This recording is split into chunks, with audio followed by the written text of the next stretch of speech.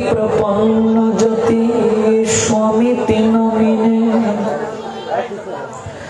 नमो आचार्य पदाय दैन्यभूषण मुकुटमने गुरु करुणामृत क्षमा धैर्य शिरोमणे वृंदावई तुलसी देवई प्रियावई केशव शुच कृष्ण भक्ति प्रदे देवी सत्यवत्तई नमो नमः नमो महावदान्याय कृष्ण प्रेम प्रदायते कृष्णाय कृष्ण चैतन्य नामिने गौरतीश नमः नमो नलिन नेत्राय वेणुवाद्य विनोदिने राधाधर सुधापान शालिने वनमालिने तप्त कंचन गौरांगी राधे वृंदावनेश्वरी वृषभानुसुते देवी प्रणमामि हरिप्रिये श्रीरूपे श्री सनातन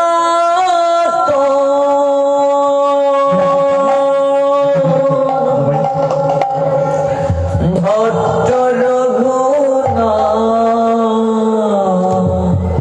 श्रीजीव गोपाल भट्टदासे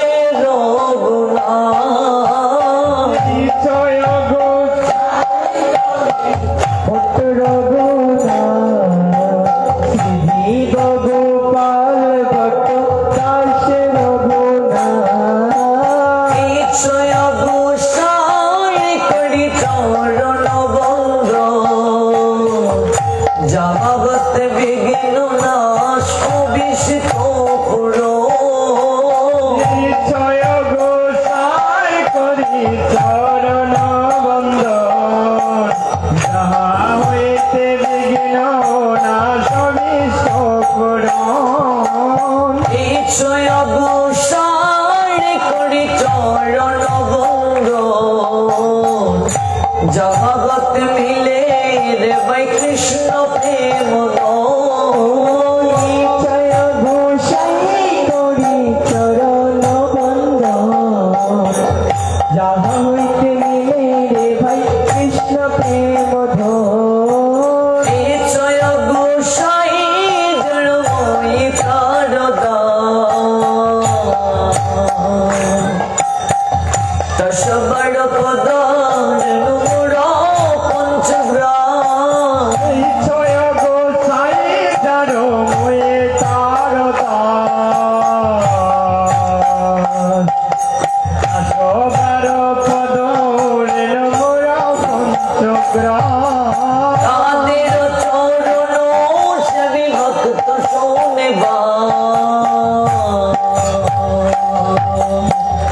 जन्मे जन्मे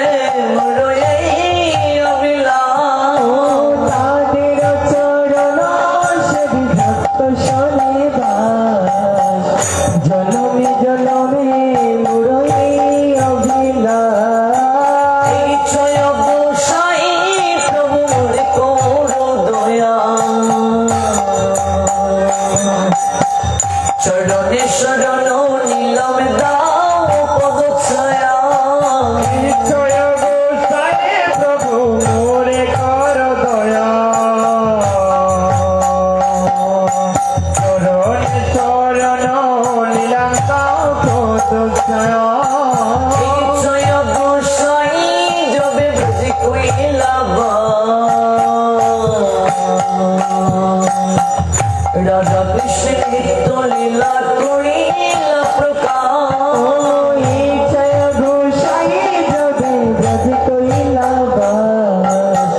राधा कृष्ण नित्य लीला करिला प्रकाश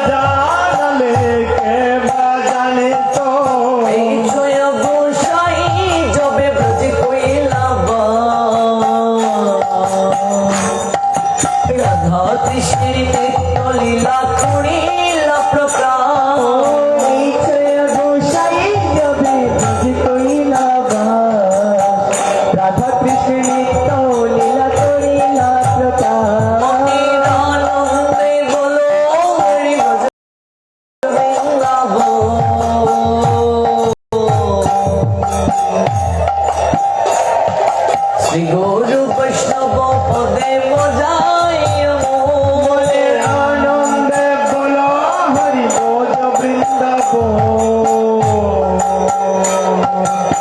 গৌর বৈষ্ণব পদে মজাইয়া শ্রী গুরু বৈষ্ণব পদ পদ্ম করিয়া নাম সংকীর্তন করিয়ে নরোত্তম শ্রী গুরু বৈষ্ণব পদ পদ্ম করিয়া নাম সংকীর্তন কহিল শ্রীকৃষ্ণ চৈতন্য প্রভু নিত্যানন্দ শ্রী অদ্বৈত গদাধর শ্রীবাসদি গৌর ভক্তবৃন্দ শ্রীকৃষ্ণ চৈতন্য প্রভু নিত্যানন্দ শ্রী অদ্বৈত গদাধর শ্রীবাসাদি গৌর ভক্তবৃন্দ হরে কৃষ্ণ কৃষ্ণ কৃষ্ণ হরে হরে হরে রাম রাম রাম হরে হরে হরে কৃষ্ণ কৃষ্ণ কৃষ্ণ হরে হরে হরে রাম রাম রাম হরে হরে হরে কৃষ্ণ কৃষ্ণ কৃষ্ণ হরে হরে হরে রাম রাম রাম হরে হরে হরে কৃষ্ণ কৃষ্ণ কৃষ্ণ হরে হরে হরে রাম রাম রাম হরে হরে হরে কৃষ্ণ কৃষ্ণ কৃষ্ণ হরে হরে হরে রাম রাম রাম হরে হরে ও হরে Krishna Krishna Krishna Hare Hare Hare Ram Ram Ram Hare Hare Hare Krishna, Krishna Krishna, Hare Hare,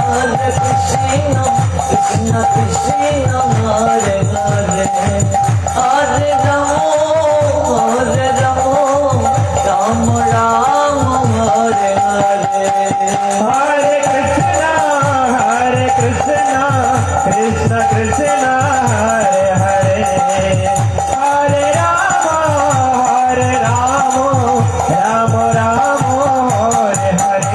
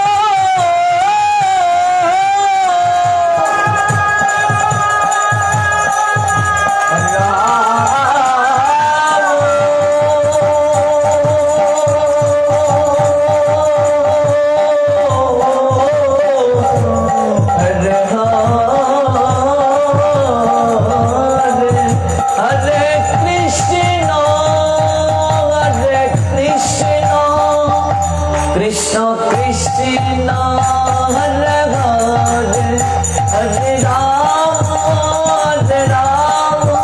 Rama Rama Hare Hare Krishna Krishna Krishna Hare Hare Hare Rama Rama Hare Hare Jaya Radhe Jaya Radhe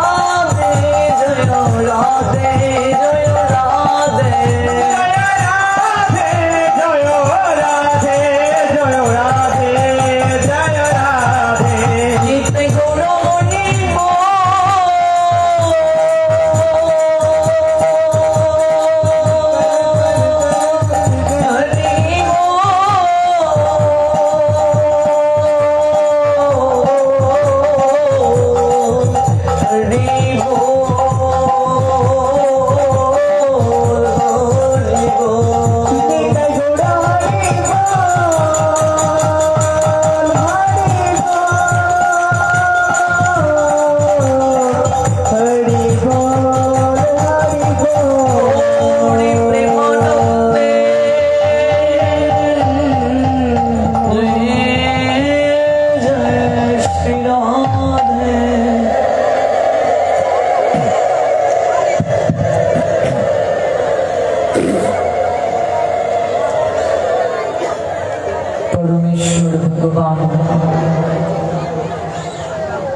Shri Krishna Chaitanya Mahaprabhu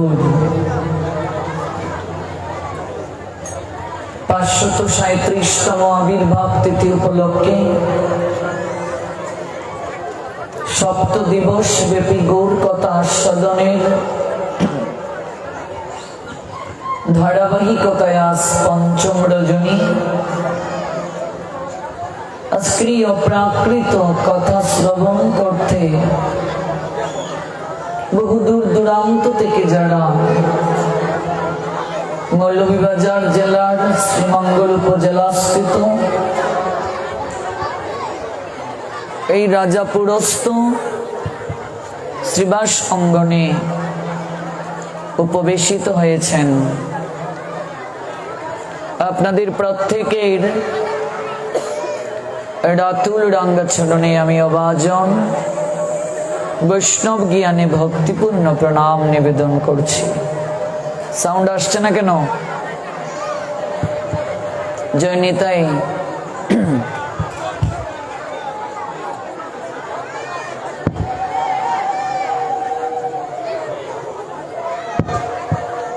জয় নিতাই। বাকি সবগুলো লাইন বন্ধ করে দিন।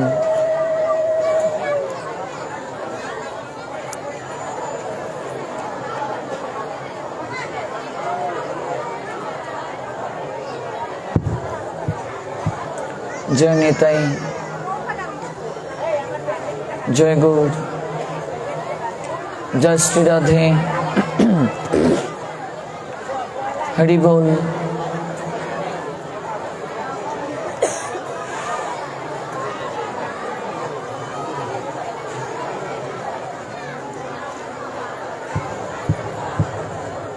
জয় নিতাই, জয় গৌর, জয় শ্রী রাধে।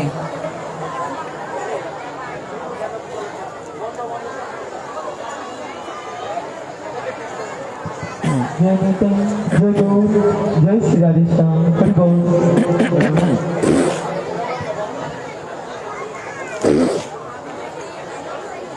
जय निताई।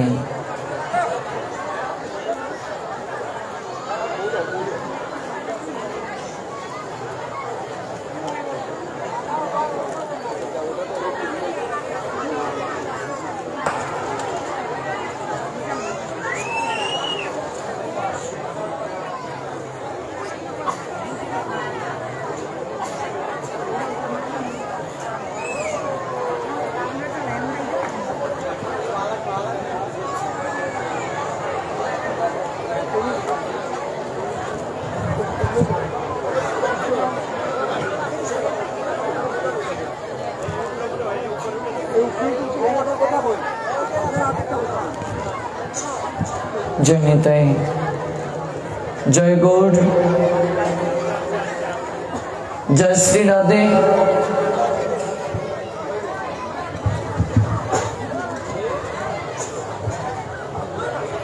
জয় নিতাই, জয় গৌর। বেশি ইকুটা বেশি লাগে, ঠিক করে দিন, সাউন্ড ক্লিয়ার করে দিন। জয় নিতাই, জয় গৌর। একটু বাড়বে, ইকু বেশি হচ্ছে, বিট মাঝামাঝি রাখুন। জয় নিতাই, জয় গৌর। একটু বাড়বে, পিছনে অনেক শব্দ হচ্ছে। জয় নিতাই, জয় গৌর। এই যে শীষটা বেশি হচ্ছে, ইকুটা নর্মাল থাকবে। জয় নিতাই, জয় গৌর, জয় শ্রী রাধে। জয় জয় শ্রী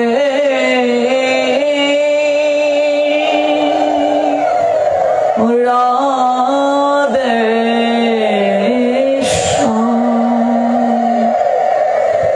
তো ভক্তবৃন্দ,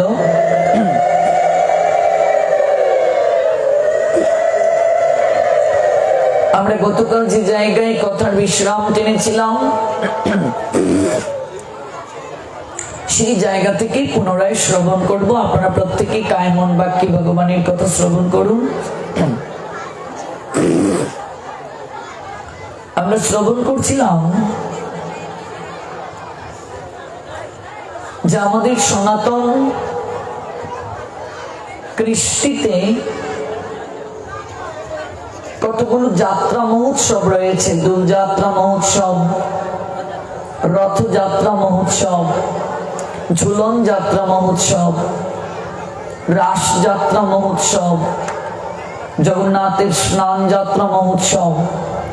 প্রত্যেকটি মহোৎসবের পূর্বে যাত্রা শব্দটি সন্নিবেশিত করা হয়েছে।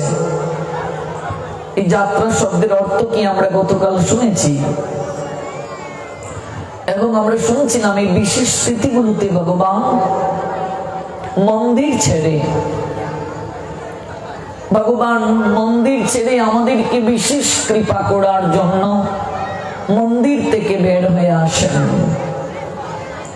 ভক্ত যদি ভগবানের কাছে না যায়, ভগবান তো ভক্তের কাছে আসতে পারেন। এই যে বিশেষ তত্ত্ব, এই বিশেষ তত্ত্বকে কেন্দ্র করে এই উৎসবগুলো। যারা কোনোদিন মন্দিরে গিয়ে ভগবানকে প্রণাম নিবেদন করে না, তারাও যেন ভগবানের বিশেষ কৃপা থেকে বঞ্চিত না হয়, এই জন্য ভগবান স্বয়ং মন্দির থেকে তিনি বের হয়ে আসছেন। তিনি দর্শন দিয়ে আমাদেরকে কৃপা করার জন্য ভগবান তার নিজ জায়গা থেকে বের হয়ে আসছেন আমাদেরকে বিশেষভাবে কৃপা করার জন্য। আমরা তারই একটা উদাহরণ দিতে গিয়ে গতকাল শ্রবণ করছিলাম নবদ্বীপে আবির্ভূত হওয়া মহাপ্রভুর একজন বিশেষ পার্ষদ, যার নাম শুক্লাম্বর ব্রহ্মচারী। সেই শুক্লাম্বর ব্রহ্মচারীর কথা আমরা শ্রবণ করছিলাম। চৈতন্য চরিতামৃত আদি লীলা 10ম পরিচ্ছেদ 38 নং পয়ার শ্রীকৃষ্ণ দাস কবিরাজ গোস্বামী পাদ জানিয়ে দিলেন, শুক্লাম্বর ব্রহ্মচারী বড় ভাগ্যবান, যার অন্ন মাগি খাড়ি খাইলা ভগবান। দেখুন, এতটা গরিব শুক্লাম্বর ব্রহ্মচারী, এই জন্য নবদ্বীপের প্রায় সবারই কানাঘুষা ছিল যে এতটা যে ভগবানকে ভালোবাসে, সে তো গরিব কেন, এত কাঙ্গাল কেন। আমাদের সমাজেও এই কথাগুলো বিশেষভাবে প্রচলিত। সারাক্ষণ ভগবানের নাম গুণগান করে, ভগবান কি তাকে খাওয়াবে নাকি, সে তো গরিব কেন। তুমি তো একটা বিশেষ কৃপা আমরা গতকাল শুনেছিলাম ভাগবতের আঙ্গিকে। আর শুক্লাম্বর ব্রহ্মচারী কিছুই চাইনি ভগবানের নিকটে। সেই শুক্লাম্বর ব্রহ্মচারী ভগবানের কাছে বিশেষ ধন, যে ধন প্রাপ্ত হলে জীবের আর কোনো কিছু প্রাপ্তির প্রয়োজন হয় না, সেই বিশেষ ধন কৃষ্ণ প্রেম ধন ছাড়া আর কিচ্ছুটি চাইনি শুক্লাম্বর মহাপ্রভুর নিকটে। প্রভু আমার গয়াধাম থেকে যখন তিনি নবদ্বীপে প্রত্যাগমন করবেন, ঠিক তখনই নবদ্বীপে এসে গদাধরকে বলছেন যে আজ শুক্লাম্বরের কুটিরে আমি যাব। মহাপ্রভু কতটা করুণাময় ভগবান, আমরা সেই বিষয়গুলো শ্রবণ করছি প্রথম দিন থেকে, যে কলিযুগ পাবন অবতারী পরমেশ্বর ভগবান শ্রীকৃষ্ণ চৈতন্য মহাপ্রভু তিনি কতটা ভক্তের জন্য করুণার নিলয় হয়ে এসেছেন। যে ভক্ত ভগবানকে কায় মনোবাক্যে ডাকার পর সন্তুষ্ট করলে অন্যান্য যুগে ভগবান তাকে কৃপা করার জন্য দর্শন দিতেন। আর এই কলিযুগে ভগবান তিনি নিজে যেচে যাচ্ছেন ভক্তের গৃহে। দেখুন কতটা কতটা বৈসাদৃশ্য অন্যান্য যুগের থেকে। ভগবান নিজে যেচে যাচ্ছেন, বিনা নিমন্ত্রণে যাচ্ছেন ভক্তের গৃহে। গদাধরকে বলছেন শুক্লাম্বর ব্রহ্মচারীর গৃহে যাওয়ার জন্য। শুনিয়া এসব কথা প্রভু গদাধর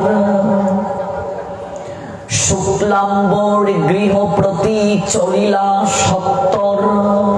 সত্তর মানে শীঘ্র, তাড়াতাড়ি। গদাধর পণ্ডিত এহেন কথা শ্রবণ করে খুবই দ্রুত গতিতে তিনি শুক্লাম্বর ব্রহ্মচারীর গৃহের অভিমুখে আমার মহাপ্রভুকে নিয়ে যাত্রা করলেন। গদাধরকে আমরা গতকাল শুনছিলাম, গদাধর হলেন আমার প্রেমময়ী শ্রীমতী রাধা রানী। দুই বাই নেচে যায় সহচর গণ গায়, গদাধরীর অঙ্গে পড়েন ঢলিয়া। প্রভু আমার গদাধরীর অঙ্গে সব সময় ঢলে পড়তেন। কারণ কি? কারণ গদাধরীর স্পর্শে মহাপ্রভু যতটা আনন্দ পান, আর কারো স্পর্শ মহাপ্রভুকে এত আনন্দ দিতে পারে না। এই চৈতন্য চরিতামৃতে আদি লীলা চতুর্থ পরিচ্ছেদ যদি আপনারা পড়েন, শ্রী কৃষ্ণদাস কবিরাজ গোস্বামী পাদ জানিয়ে দিলেন আমার পরমেশ্বর ভগবান কৃষ্ণ তিনি যে লীলা বিলাস করেছেন, সেই গদাধর পূর্ব লীলায় যে রাধারানী ছিলেন, রাধারানীর সঙ্গ কতটা আমার ভগবান শ্রী গোবিন্দকে সুখ দিত। আপনি চৈতন্য চরিতামৃত পড়লেই এই অপ্রাকৃত তত্ত্বটা উপলব্ধি করতে পারবেন। চৈতন্য চরিতামৃতে শ্রী কৃষ্ণদাস কবিরাজ গোস্বামী পাদ এই তত্ত্ব জানিয়ে দিলেন। আর সেই ভগবান শ্রী গোবিন্দই তিনি লীলায় পুষ্টি সাধনের জন্য রাধারানীকে সৃষ্টি করেছিলেন। রাধা কৃষ্ণ এক আত্মা, দুই দেহধরি, অন্যন্যে বিলসে রস আস্বাদন করি। চৈতন্য চরিতামৃতে আদি লীলার চতুর্থ পরিচ্ছেদে কবিরাজ গোস্বামী পাদ জানিয়ে দিলেন। এই তত্ত্বটা আমাদের সমাজে ভালোভাবে প্রচার হচ্ছে না। রাধারানী কৃষ্ণের মামি আমরা এই পর্যন্ত জানি, এবং বিশেষ করে কিছু লীলা কীর্তনিয়ারা আমরা বাংলাদেশে, যাদের ম্যাক্সিমামদেরই এই লীলা কীর্তনগুলোতে আমরা এই বিশেষ করে সিলেটি ধামাই সংস্কৃতিটাকে ধারণ করে রাধারমণ তথা বিভিন্ন পদ যেগুলো শুদ্ধ মহাজনী পদ নয়, এগুলো গেয়ে গেয়ে অগো মা ওই মা আমি তোমার পুত্রা চিনলাই না, পুত্রা চিনলাই না গো মা ওই পরিচয় দিলা না, এই যে বিষয়গুলো উপস্থাপন করে একটু হাসিয়ে নাচিয়ে কাঁদিয়ে, হ্যাঁ দয়াল গুরু গো আমারই নিয়ে আছে তোমার মনে, 1 ঘন্টা কান্নাকাটি। এবার গুরু আমারই নিয়ে আছে তোমার মনে, আমার কি গুরুদেবের কথা মনে আছে? বিষয়গুলো শুদ্ধ মহাজনের পথ থেকে সরে গিয়ে আউল বাউল গেয়ে আর সমাজের 12টা বাজিয়ে ফেলছি আমরা। কি সমাজের 12টা? যে রাধারানী কৃষ্ণের মামি, অথচ কোন গ্রন্থে এগুলো নাই। একটা গ্রন্থ আপনি দেখাতে পারবেন না রাধারানী কৃষ্ণের মামি, কিন্তু সমাজের মুখে প্রচলন হয়ে গেছে রাধারানী কৃষ্ণের মামি। গানও বের হয়ে গেছে, তুমি তো চিলা গো রাধে আয়ানের গরণী, বাগনার প্রেমে মন মজাইয়া হইলা কলঙ্কিনী।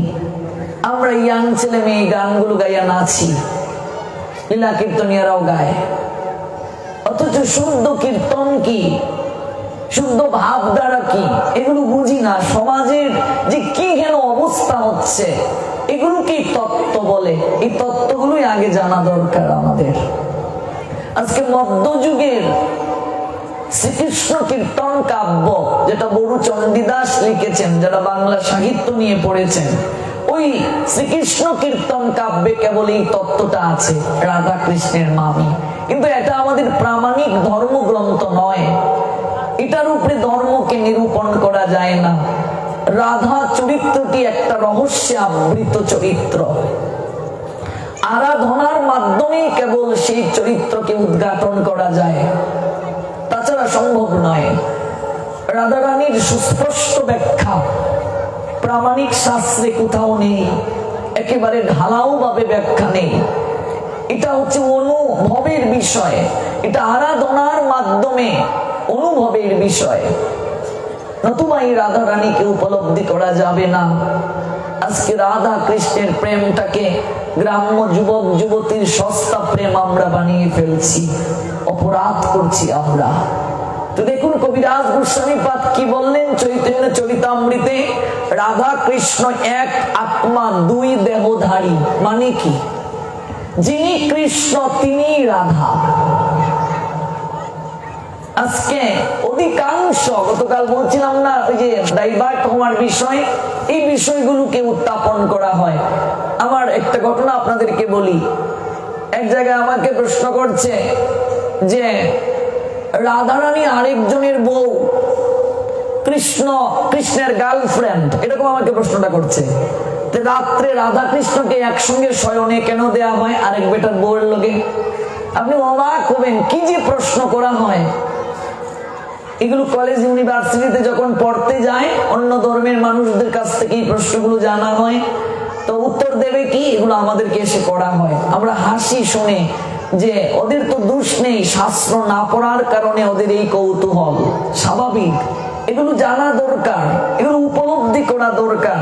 এই বিশেষ তত্ত্বগুলো আমরা কোথাও পুঙ্খানুপুঙ্খ ভাবে আলোচনা করতে আমরা দেখি না। অনেকের কাছে এগুলো শুনতে ভালোও লাগে না, ওই রস কথা শুনতেই মানুষের কাছে ভালো লাগে। আর ওই রসের কথা শুনে শুনে আমরা কিছুই জানতে পারছি না, উপলব্ধি করতে পারছি না। যিনি কৃষ্ণ তিনি রাধা, লীলারস আস্বাদিতে 2 দেহধারী। কৃষ্ণের প্রেম সাগরের লহরী হচ্ছে রাধা। কৃষ্ণের প্রেম সাগরের যে ঢেউ, লাদিনী শক্তি, অগ্নির শক্তি যেমন উত্তাপ পুরাণু, ভগবান কৃষ্ণের প্রেম শক্তি, লাদিনী শক্তি প্রেমময়ী রাধা রানী। এটা লুকায়িত একটা সত্তা, এটাকে সাধনার মাধ্যমে উপলব্ধিতে আনার কথাই আচার্যগণ জানিয়ে গেলেন। কিন্তু এটা বিস্তৃত ব্যাখ্যার বিষয় নয়। আজকে যত্র তত্র রাস দেখানো হচ্ছে, যত্র তত্র সেজে গুজে এগুলো দেখানো হচ্ছে। এগুলো, এই কুসংস্কার গুলো আগে দূর করা দরকার সমাজ থেকে, নইলে হিন্দু সমাজকে টিকিয়ে রাখা যাবে না, নইলে সনাতনী হিন্দু সমাজের দুর্গতি কখনো দূর হবে না। ভালো করে জেনে যান, রাধা কৃষ্ণের মামি, এরকম কথা শাস্ত্রে নাই, কোথাও নাই। এগুলো মধ্যযুগের কবিরা বিভিন্ন সাহিত্য রচনা করেছে, আর আমরা এগুলোকে কীর্তন আকারে গাইতে শুরু করছি এবং মানুষের কাছে শুনতে ভালোই লাগে। আর রসের কথা শুনতে তো মানুষের কাছে ভালো লাগে, শুনতে শুনতে এক সময় এগুলো লোকমুখে প্রচলন হয়ে গেছে, যার কারণে মানুষ অন্য একটা চিন্তা নিয়ে, উপলব্ধিতে নিয়ে বসে আছে। এমনকি যে রাধা কৃষ্ণের যে যুবক যুবতী বয়সের চিত্রপট আমরা বসাই, এটাও আমাদের গোস্বামীগণ অনুমোদন করেন নাই। মহারাজ জি, আমি কি ঠিক বলছি? হ্যাঁ, নিশ্চয়ই। এটা আমাদের আচার্যগণ অনুমোদন করেননি। চিত্রশিল্পী যারা রাধা কৃষ্ণের ছবি আঁকছে ইয়াং বয়সে, এগুলোও পুজো করা শাস্ত্র অনুমোদন করেন নাই। কেন? কারণ রাধা কৃষ্ণের ছবি হবে, কৃষ্ণের 9 বয়স, রাধা রানীর হচ্ছে 7 বছর বয়স, এইরকম চিত্রপট হওয়া উচিত। কৃষ্ণের বয়স হবে 9 বছর, রাধা রানীর বয়স 7 বছরের কম। কারণ রাধা গোবিন্দ যখন লীলা করেছেন তখন কৃষ্ণের বয়স রাসে ছিল 9 বছরের কম, রাধারানীর বয়স ছিল 7 বছরের কম। এমনকি উদ্ধব সন্দেশ আপনারা পড়লে দেখবেন, মহানামব্রতজি উল্লেখ করে দিলেন যে কৃষ্ণ কত বছর বৃন্দাবনে ছিলেন। 10 বছরের পরে তো তিনি চলেই গেলেন মথুরায়, চলেই গেলেন তিনি পরবর্তীতে দ্বারকায়। কৃষ্ণের 10 বছরের পরে তো আর বৃন্দাবনে রাধারানীর সঙ্গে দেখাই হয় নাই, লীলাই হয় নাই। তাহলে এই ইয়াং বয়সের ছবি কোত্থেকে আসলো? এই প্রশ্নগুলো সমাজের বুকে ঢালাও ভাবে কেউ উত্থাপন করে না। এগুলো কে ভ্রষ্ট করছে সমাজকে বলুন? এই যে সিরিয়ালগুলোতে দেখানো হচ্ছে রাধা কৃষ্ণের লীলা, গ্রাম্য যুবক যুবতীর প্রেমের মতো। আমি দেখলাম এই যে কি একটা লীলা দেখায়, রাধা কৃষ্ণের আয়ান ঘোষের সঙ্গে রাধা রানীর প্রেম, বিয়ে হচ্ছে, আর কৃষ্ণ একদম চোখের জল ফেলে দিয়ে বলছে, একটা গানও গাইছে আবার, রাধা তুমি সব কিছুতে ছিলে, কি ভাগ্যে ছিলে না আমার। সাকা কাউরা যুবকের মতো কেন্দে কেন্দে গান গাইতেছে কৃষ্ণ, যে তার গার্লফ্রেন্ড আরেকজনের বিয়ে করেছে, সাকা খাইয়া বেখা বেরিয়েছে। কই যাবে বলুন তো? যার কারণে অন্যান্য ধর্মের কাছে ইমেজ আমাদের নষ্ট হচ্ছে। শাস্ত্রের গভীর তত্ত্ব এগুলো কি লুকালয়ে ব্যাখ্যার বিষয়? অথচ দেখবাই লীলা কীর্তনে উঠেই সরাসরি আমরা বৃন্দাবন লীলায় চলে গেলাম, আর কোনো ব্যাখ্যা নাই, তত্ত্ব ব্যাখ্যা নাই, সরাসরি আমরা চলে গেলাম রাধা কৃষ্ণের লীলায়। বুঝলে বুঝো, না বুঝলে নাই, বাইরে সরাসরি চলে। আর আমরা এগুলো শুনতে বেশি ভালোবাসি।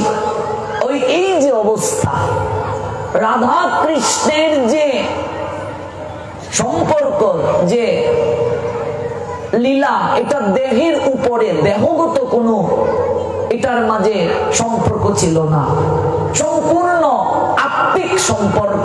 কিন্তু এটাকে আমরা বিভিন্ন কৌশলে এটাকে আমরা দেহগত সম্পর্ক বানিয়ে ফেলেছি। এমনকি মধ্যযুগে বা ত্রয়োদশ শতাব্দীতে অনেক রাজাদের স্বভাব কবি যারা ছিলেন, ওরা অর্থের বিনিময়ে অনেক কিছু বইয়ে এগুলোকে লিপিবদ্ধ করে ফেলেছে, বিকৃত ঘটানো হয়েছে। আমাদের শাস্ত্রীয় এই বিষয়গুলো বিকৃত ঘটানো হয়েছে এবং সমাজের দুরবস্থা ডেকে নিয়ে এসেছে।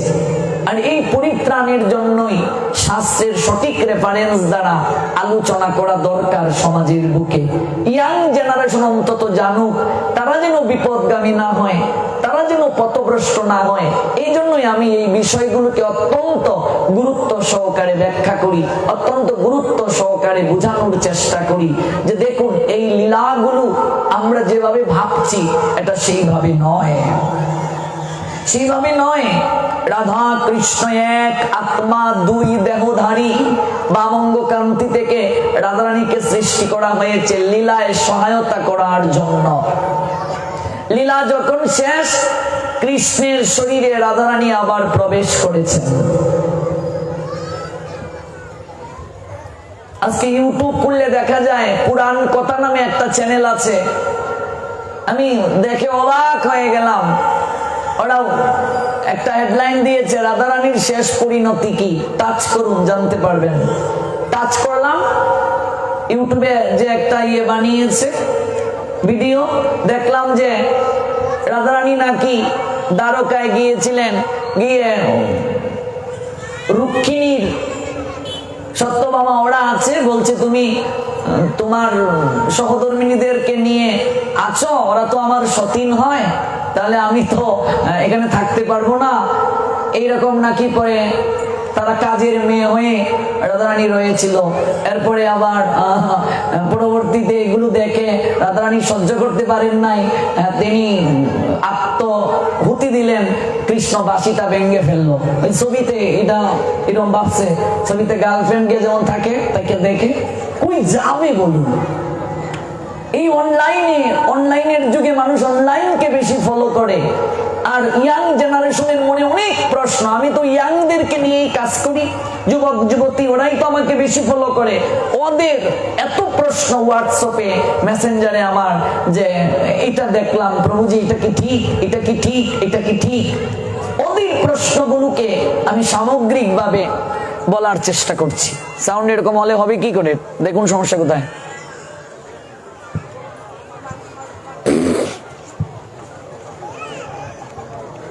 জয় নিতাই, জয় গৌর। তো এই জন্য মূল শাস্ত্র, প্রামাণিক শাস্ত্র পড়তে হবে। এবং আমাদের আচার্যগণ কি সিদ্ধান্ত দিয়ে দিলেন, রাধা কৃষ্ণ একই আত্মা, দুই দেহধারী, অন্যান্য বিলসে রস আস্বাদন করি, সেই দুই এক এবে চৈতন্য গোসাই, ভাব আস্বাদিতে দুহে হইলা এক ঠাই, সেই দুই এক এবে চৈতন্য গোসাই। সেই রাধা কৃষ্ণ মিলিত হয়ে আসলেন আমার শ্রীকৃষ্ণ চৈতন্য মহাপ্রভু হয়ে। ভাব আস্বাদিতে দুহে হইলা এক ঠাই, দুজন এক অঙ্গ হয়ে আসলেন ভাবটাকে আস্বাদন করার জন্য, অনুভব করার জন্য। ইতে লাগি আগে করি তার বিবরণ, যাহা হইতে হয় গৌরের মহিমা কতন। গৌরকে জানতে গেলে ওই প্রেমময়ী শ্রীমতী রাধারানী, তার যে নিষ্কাম গোবিন্দের প্রতি প্রেম ছিল, এই প্রেমটাকে আগে উপলব্ধি করা দরকার, নইলে গৌরকে বোঝা যাবে না। যদি গৌর না হইত তবে কি হইত, কেমনে ধরিতাম দে, দে মানে দেহ, রাধার মহিমা, প্রেম রস সীমা, জগতে জানা তো কে। যে প্রেমময়ী শ্রীমতী রাধারানী 100টি বছর কৃষ্ণ বিরহে যে ক্রন্দন করলেন, এবং যার মাঝে বিন্দু মাত্র চাওয়া ছিল না, পাওয়ার আকাঙ্ক্ষা ছিল না, নিষ্কাম ভাবে ভালোবেসে গেলেন। কেমন করে ভক্ত ভগবানকে ভালোবাসবে? রাধা দুটো তত্ত্ব, একটি গুরু তত্ত্ব, একটি ভক্ত তত্ত্ব। গুরু তত্ত্বে তিনি গোবিন্দেরও গুরু, প্রেমের গুরু। প্রত্যেকটা ক্ষেত্রে গুরুদেবকে স্মরণ করা উচিত। সর্বাগ্রে গুরুদেবের আসন, এটা বুঝানোর জন্য গুচারণেও আছেন কৃষ্ণ, কিন্তু তিনি রাধারানীকে স্মরণ করছেন।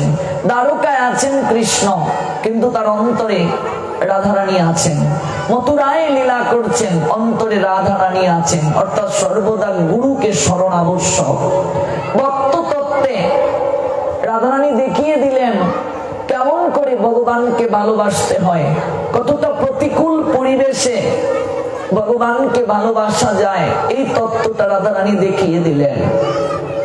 এতটা প্রতিকূলের মাঝেও তিনি গোবিন্দ ভজন করতে কোনটা বোধ করেননি। এই যে তত্ত্ব, এই তত্ত্বটাই উপলব্ধি করিয়ে দিয়েছে। সেই রাধা কৃষ্ণ আজ মিলিত হয়ে আসলেন গৌরাঙ্গ হয়ে। জগতের বুকে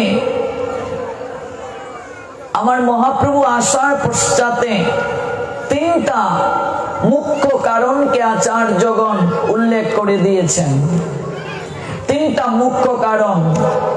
এবং এই মুখ্য কারণগুলোর দিকে যদি আমরা দৃষ্টি দেই তাহলে আমরা দেখতে পাই, বলছেন শ্রীরাধয়া প্রণয় মহিমা কিদৃশ বানইবা শাব্দ যেন অদ্ভুত মধুরিমা কিদৃশ বা মদীয় সক্ষম চাষ্য মদনুভবত কিদৃশং ব্যতিলুভাত তদ্বাদ্য সমজনী সচি গর্ভ সিন্ধু হরিন্দু। শ্রীরাধার প্রেমের মাহাত্ম্যটা কেমন, যার দ্বারা প্রেমময়ী রাধারানী আমার অদ্ভুত মাধুর্য আস্বাদন করেন, সেই মাধুর্যই বা কিরূপ এবং এটা আস্বাদন করে এমনকি সুখ অনুভব করেন, সে সুখটা কেমন। এই যে তিনটা বাঞ্ছা, এই বাঞ্ছাকে হৃদয়ে লালন করে গোবিন্দ আসলেন গৌরাঙ্গ হয়ে রস আস্বাদন করার জন্য, আনন্দ প্রাপ্তির জন্য। এটা অনেক ঊর্ধ্বের কথা, ঊর্ধ্ব স্তরের কথা। মহাপ্রভুর জগতে আসার পিছনে যে কারণ, তিনটা বাঞ্ছাকে হৃদয়ে লালন করেছেন ভগবান এবং এই বিষয়ে উপলব্ধিতে আনয়ন করেছেন।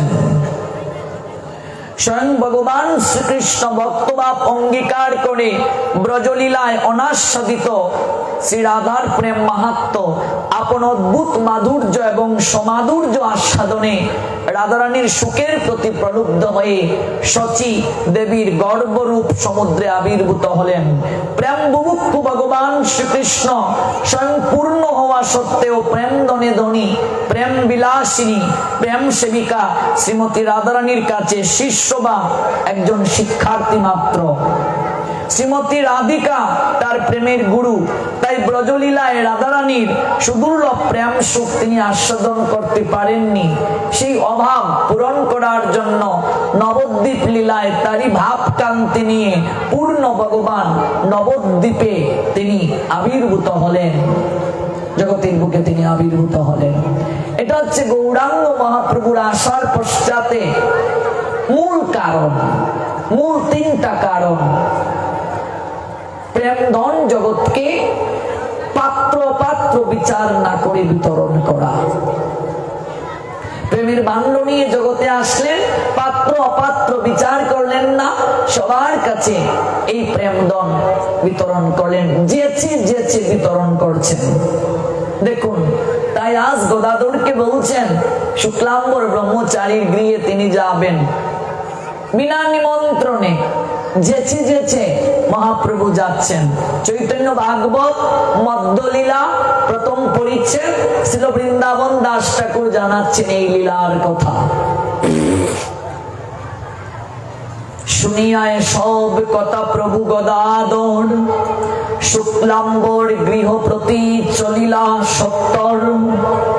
কি আখ্যান কৃষ্ণের কহেন শুনি গিয়া থাকিলেন শুক্লাম্বর গৃহে লুকাইয়া। দেখুন, মহাপ্রভু গদাধরকে বললেন শুক্লাম্বরের গৃহে যাওয়ার জন্য। সঙ্গে আছেন সদাশিব, সদাশিবকে অদ্বৈত আচার্য প্রভু, আছেন মুরারি গুপ্ত, আর প্রভুর প্রেম অনুচর আরো অনেক সঙ্গে আছেন শুক্লাম্বরের গৃহে যাওয়ার জন্য। গদাধর সদাশিব মানে অদ্বৈত আচার্য প্রভু, মুরারি গুপ্ত এবং প্রভুর অনুচর গণেরা সকলেই শুক্লাম্বর গৃহে যাচ্ছেন। প্রভু পশ্চাতে একটু উপলব্ধি করার জন্য শুক্লাম্বরের হৃদয়িক অনুভূতিটা। থাকিলেন শুক্লাম্বর গৃহেতে লুকাইয়া, বৃন্দাবন দাস ঠাকুর গ্রন্থে বললেন। যখন আচার্য পাদগণ পার্শ্বদগণ গৃহে প্রবেশ করলেন, শুক্লাম্বর কি করছেন? গৃহের এক কোণে গিয়ে লুকিয়ে রইলেন। কেন গো? লুকানোর কারণ কি? গৃহে অতিথি আসলে তো লুকানোর কথা নয়। গৃহে যদি অতিথি আসে তাহলে লুকাবার তো কোনো কারণ এখানে নেই।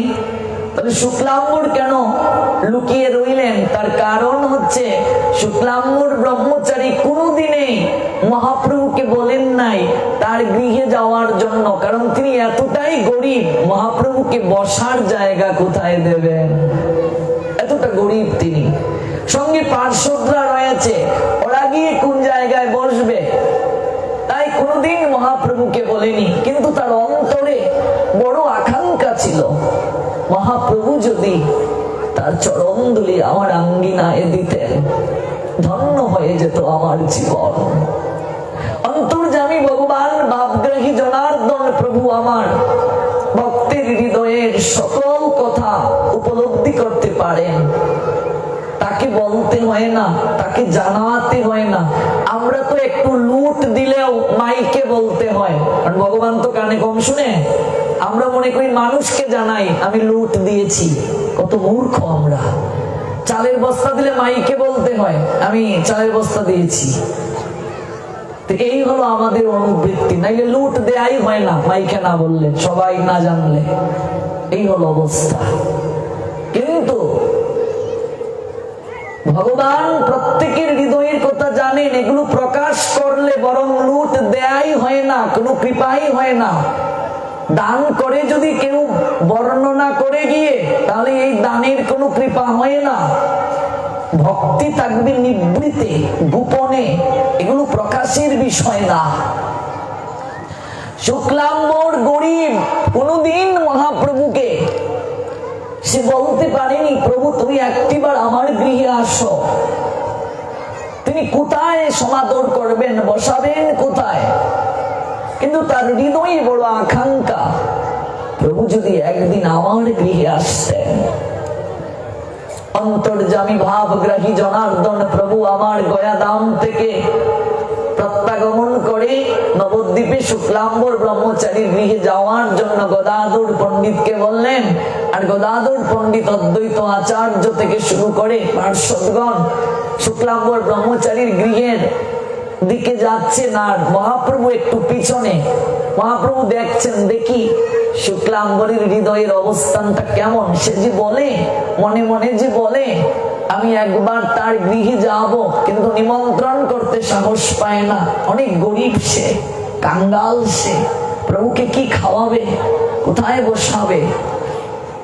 তাই মহাপ্রভু পশ্চাতে, ভক্তরা যাচ্ছেন সামনে। দূর থেকে যখন অবলোকন করলো শুক্লাম্বর, সঙ্গে সঙ্গে শুক্লাম্বর গড়ের এক কোণে গিয়ে লুকিয়ে রইল। ভাবছেন এত এত ভক্ত যে আসছে, ওদেরকে এই মধ্যাহ্নকালীন সময়ে আমি কি ভোজন করাবো? ঘরে কিছুই নেই, কিছু নেই ঘরে, খাওয়াবো কি, বসাবো কোথায়? ঘরের একটা কোণে গিয়ে লুকিয়ে রইলেন শুক্লাম্বর।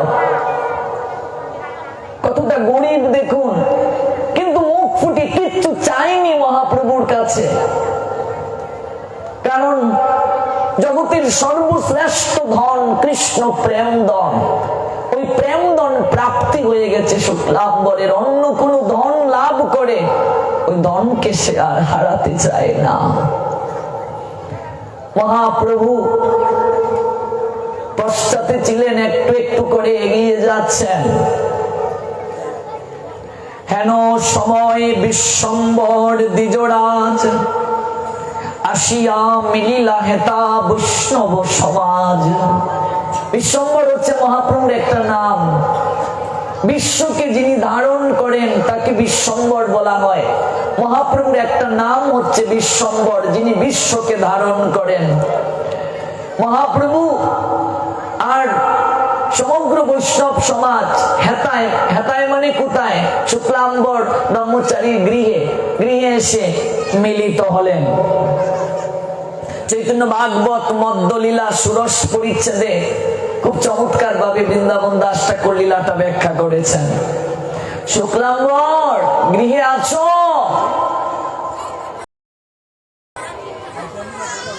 শুক্লাম্বরের কর্ণে ডাকটা গেল, প্রভু ডাকছেন অত্যন্ত মধুর সুরে, শুক্লাম্বর। আড়ালে আর থাকতে পারলেন না শুক্লাম্বর, পাগলের নিয়ে এসে প্রভুর চরণে লুটিয়ে পড়লেন। প্রভু তুমি আমার অন্তরের কথা তাহলে নিশ্চয় উপলব্ধি করতে পেরেছ। কোথায় ছিলে শুক্লাম্বর? কি ভেবেছ তুমি আমার কাছে না গেলেও আমি কি তোমার কাছে আসতে পারি না? শুক্লাম্বর, লুকিয়েছিলে গৃহের কোণে, আমরা এসেছি বলে চরণ দুটি জড়িয়ে ধরে বলছেন, প্রভু তা তো আমার পরম সৌভাগ্য। এতদিন পর এই ভিখারির কথা বুঝি তোমার মনে পড়লো?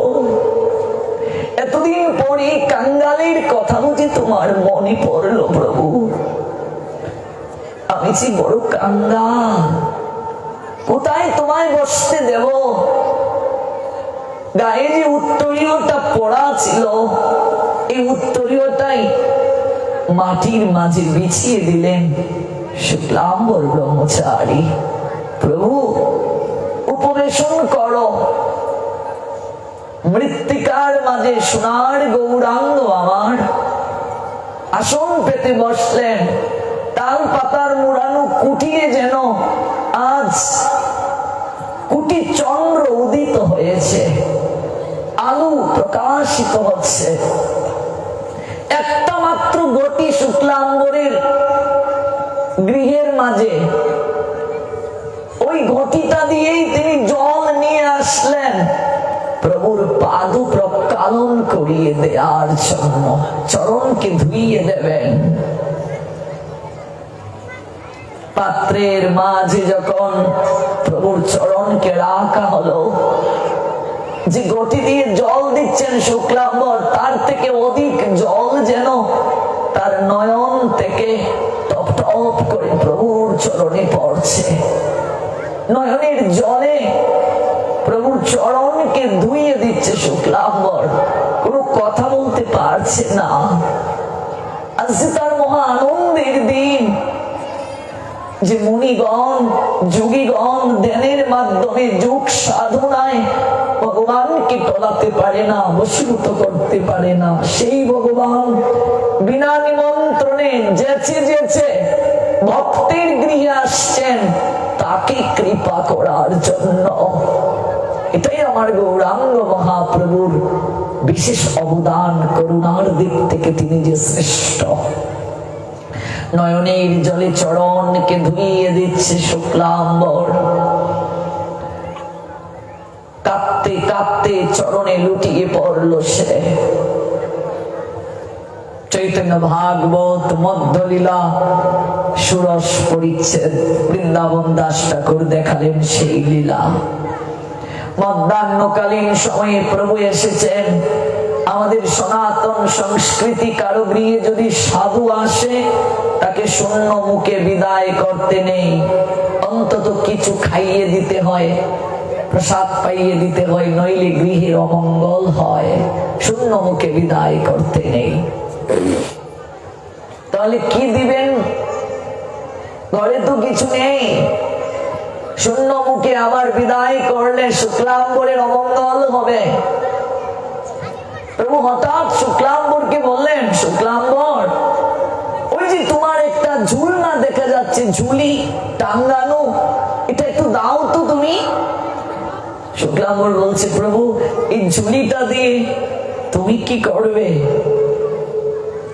এটা দিয়ে তুমি কি করবে? দাও না একটু দেখি। ঝুলিটা যখন প্রভুর নিকটে শুক্লাম্বর দিল, ঝুলিটার ভেতরে প্রভু আমার হাতটাকে প্রবেশ করালেন। হাত প্রবেশ করার পর দেখলেন ঝুলির মাঝে কয়েকটা তন্ডুল রয়েছে, চাল রয়েছে, কয়েকটা চাল। তাই তিনি সংগ্রহ করলেন, অঙ্গুলি দিয়ে চালগুলোকে তুললেন। তুলে প্রত্যেক যে ভক্তরা প্রভুর সঙ্গে গিয়েছে প্রত্যেকের হাতে একটা দুটো করে তন্ডুল দিচ্ছেন প্রভু। শুক্লাম্বর, তোমার যে গটিতে অবশিষ্ট জল আছে, ওই একটু জল তুমি আমায় দাও। শুক্লাম্বর, আমি যদি শূন্য মুখে তোমার গৃহ থেকে চলে যাই, তোমার যে বড় অমঙ্গল হবে শুক্লাম্বর। আমি যে তোমায় বড় ভালোবাসি, আমি কি করে তোমার অমঙ্গল হতে দিতে পারি শুক্লাম্বর? তোমার যে ঘটিতে অবশিষ্ট জল আছে,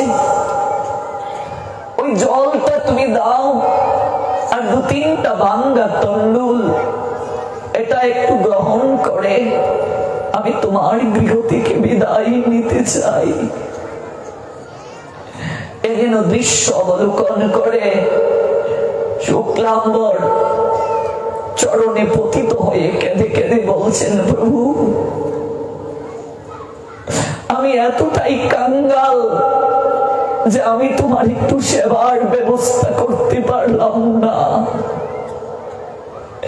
এই ভাঙ্গা তন্ডুল তুমি কি করে পাবে প্রভু?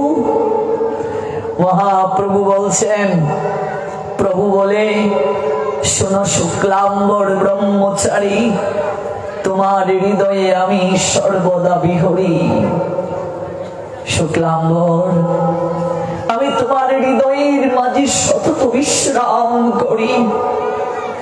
তোমার ভোজনে হয় আমার ভোজন, তুমি ভিক্ষায় চলিলে হয় আমার পর্যটন।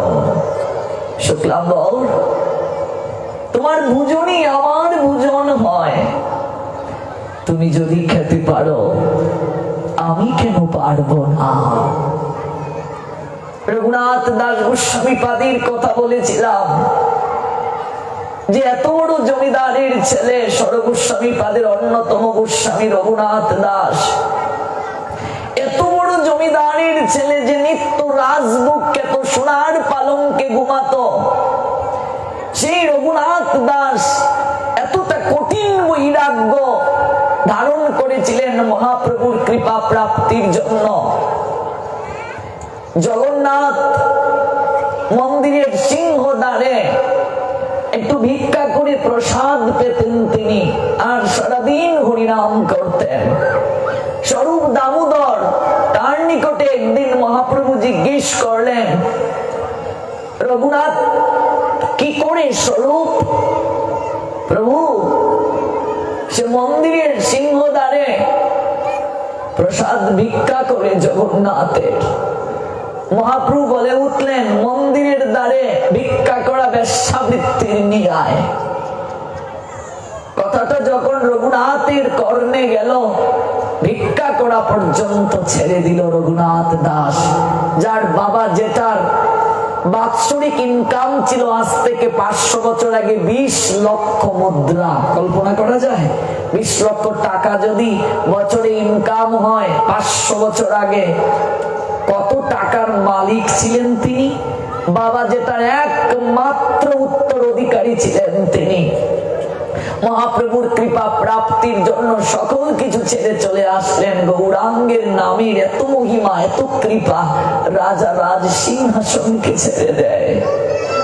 সিংহদ্বারে ভিক্ষাবৃত্তি পতিতাবৃত্তি বললেন মহাপ্রভু, ভিক্ষা করা ছেড়ে দিল, বসে বসে নয়নে জলে কাঁদে আর হরিনাম করে, হে প্রভু সকল কিছু ছেড়ে তোমার কৃপা প্রাপ্তির জন্য চলে আসলাম। আজও তো এই জীবাদমকে তোমার চরণে আশ্রয় দিলে না। যে জমিদারের ছেলেকে তার বাবা প্রত্যেক মাসে লোক দিয়ে টাকা পাঠাতেন রঘুনাথের হাত খরচের জন্য, ওই টাকা দিয়ে রঘুনাথ মহাপ্রভুকে মাসে একটা সেবা দিতেন।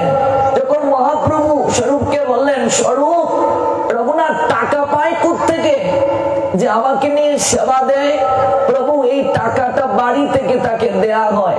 প্রভু বলে উঠলেন, বিষয়ীর অন্ন খেলে মলিন হয় মন, মলিন মনে কৌ না হয় শ্রীকৃষ্ণের স্মরণ। বিষয়ীর নিকট থেকে অন্ন গ্রহণ করে, অর্থ গ্রহণ করে, মহাপ্রভুর শিক্ষা অনেক কঠিন, পালন করাটাও কঠিন। যেখানে বিষয়ী লোকের কাছে ভিক্ষা পর্যন্ত নিষেধ করেছেন মহাপ্রভু, মহাপ্রভু এর পরের মাস থেকে আর সেবায় যান নাই।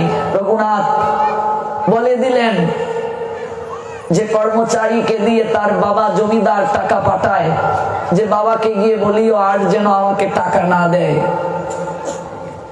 একমাত্র ছেলে বাবার থেকে জ্যাঠা রঘুনাথকে বেশি ভালোবাসতেন। হাউমাউ করে কেঁদে উঠলো তার জ্যাঠা আর বাবা। ইন্দ্র সম ঐশ্বর্য আর বিবাহ করে স্বর্গের অপ্সরার মতো বউকে রেখে এসেছিল। কেঁদে কেঁদে তার পিতা যেটা গোবর্ধন আর হিরণ্য মজুমদার, যে লোকটাকে দিয়ে টাকা পাঠাতো, তাকে জড়িয়ে ধরে বলছে, রে একটিবার বলতো এমন কি পেয়েছে আমার রঘু, এমন কি সুখ পেয়েছে রে, মাসের টাকাটা পর্যন্ত আমার নিকট থেকে নেয় না। ওরে এই গৌর নামের মাঝে এমন কি রয়েছে শক্তি রে, এই গৌর নামের মাঝে এমন কি মধু রয়েছে রে, আমাদের সকল কিছুই রঘুনাথের কাছে গৌণ হয়ে গেল। এই কৃষ্ণ ভজনের মাঝে এমন কি রয়েছে রে, স্বর্গের অপ্সরার মতো স্ত্রী যাকে বেঁধে রাখতে পারলো না। এতটা বৈরাগ্য, কঠিন বৈরাগ্য রঘুনাথকে দিয়ে মহাপ্রভু শিক্ষা দিলেন। সিংহদ্বারে ভিক্ষা করত, ভিক্ষাটা পর্যন্ত ছেড়ে দিল। বাড়ি থেকে পালিয়ে আসার সময় একটা চাদর নিয়ে এসেছিল গায়ে, অনেক দামি চাদর। মহাপ্রভু বললেন, হ্যাঁ রাজ সিংহাসন ত্যাগ করতে পেরেছে আর চাদরের মায়া ত্যাগ করতে পারলো না। মাঘ মাসের শীতের রাত্রে যে চাদরটা গায়ে থাকতো রঘুনাথের, পরদিন সকালবেলা সমুদ্রে স্নান করতে গেল, দেখে এক বৃদ্ধা মাতাজি একটা ছেঁড়া খাতা ধুয়ে রুদ্রে শুকাতে দিয়েছে।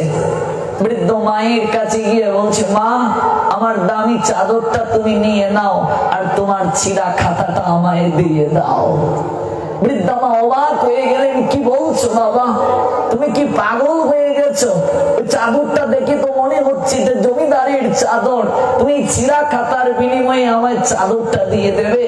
রঘুনাথ বলছেন, মা যা প্রাপ্তির জন্য, যে ধন প্রাপ্তির জন্য এত কিছু ছেড়ে আসলাম, আর চাদরের মায়া করে সেই পরম ধনকে আমি হেলায় হারাতে চাই না মা। আমি যে বড় কাঙ্গাল, আমি যেন কৃষ্ণ প্রেমধন লাভ করতে পারি, তুমি আমায় এই প্রার্থনা করিও, এই কৃপা করিও। সেই রঘুনাথ সিংহদ্বারে ভিক্ষাবৃত্তি চাইলো, তাহলে প্রসাদ না খেলে শরীর চলবে কি করে? আজকে যে মহাপ্রভু শুক্লাম্বরকে বলছেন যে তুমি যদি খেতে পারো আমি কেন পারবো না, ওই ভাঙ্গা তন্ডুল তো তুমিও পাও, তাহলে আমি কেন পারবো না? আমার ভক্ত যদি খেতে পারে আমি কেন পারবো না? এটা রঘুনাথের লীলাতেও হয়েছিল, এই বিষয়টাই বুঝাতে চাচ্ছি। রাতের আধারে রঘুনাথ জগন্নাথ মন্দিরের ড্রেনে যে প্রসাদ নষ্ট হয়ে যায়, 3-4 দিনের বাসি পচা অন্ন যেগুলো গাভীরা পর্যন্ত গ্রহণ করে না, ওই প্রসাদ গুলো ড্রেনের মাঝে ফেলে দেয়া হয়, রাতের আধারে কেউ যেন না দেখে। এই সময়ে রঘুনাথ দাস ওই ড্রেন থেকে পচা বাসি নষ্ট হয়ে যাওয়া অন্নগুলোকে তুলে ধুতে ধুতে ধুতে যখন অবশিষ্ট থাকে, সে অবশিষ্ট অংশ তুলসী পত্র দিয়ে রাতের আধারে এগুলো তুলে এনে ধুতে ধুতে অবশিষ্ট অংশকে তুলসী দিয়ে অল্প করে রঘুনাথ পেয়ে নেয়। আর সারাদিন কেঁদে কেঁদে হরিনাম করে আর ডাকে মহাপ্রভুকে, প্রভু দুবার পালিয়ে গিয়েছিলাম শান্তিপুরে তোমার কাছে, আমাকে সংসারে পাঠিয়ে দিয়েছিলে, মর্কট বৈরাগ্য না করিও লোক দেখাইয়া, যথাযোগ্য বিষয় বঞ্জ অনাসক্ত হইয়া বলেছিলে। সকল কিছু ছেড়ে তোমার নিকটে এলাম, তুমি আমাকে সমর্পণ করলে স্বরূপ দামোদরের নিকটে, যিনি গুরুদেব রঘুনাথ দাসের। আজও তো তোমার কৃপা পেলাম না। কবে কবে তোমার অপ্রাকৃত চরণ রজে নিজেকে আমি অভিষিক্ত করতে পারবো? নয়ন জলে ভাসে আর অজুর দ্বারায় কাঁদেন রঘুনাথ। দেখুন, জগতে গুরুদেবের মূল্যটা মধ্যস্থ শক্তি রূপে।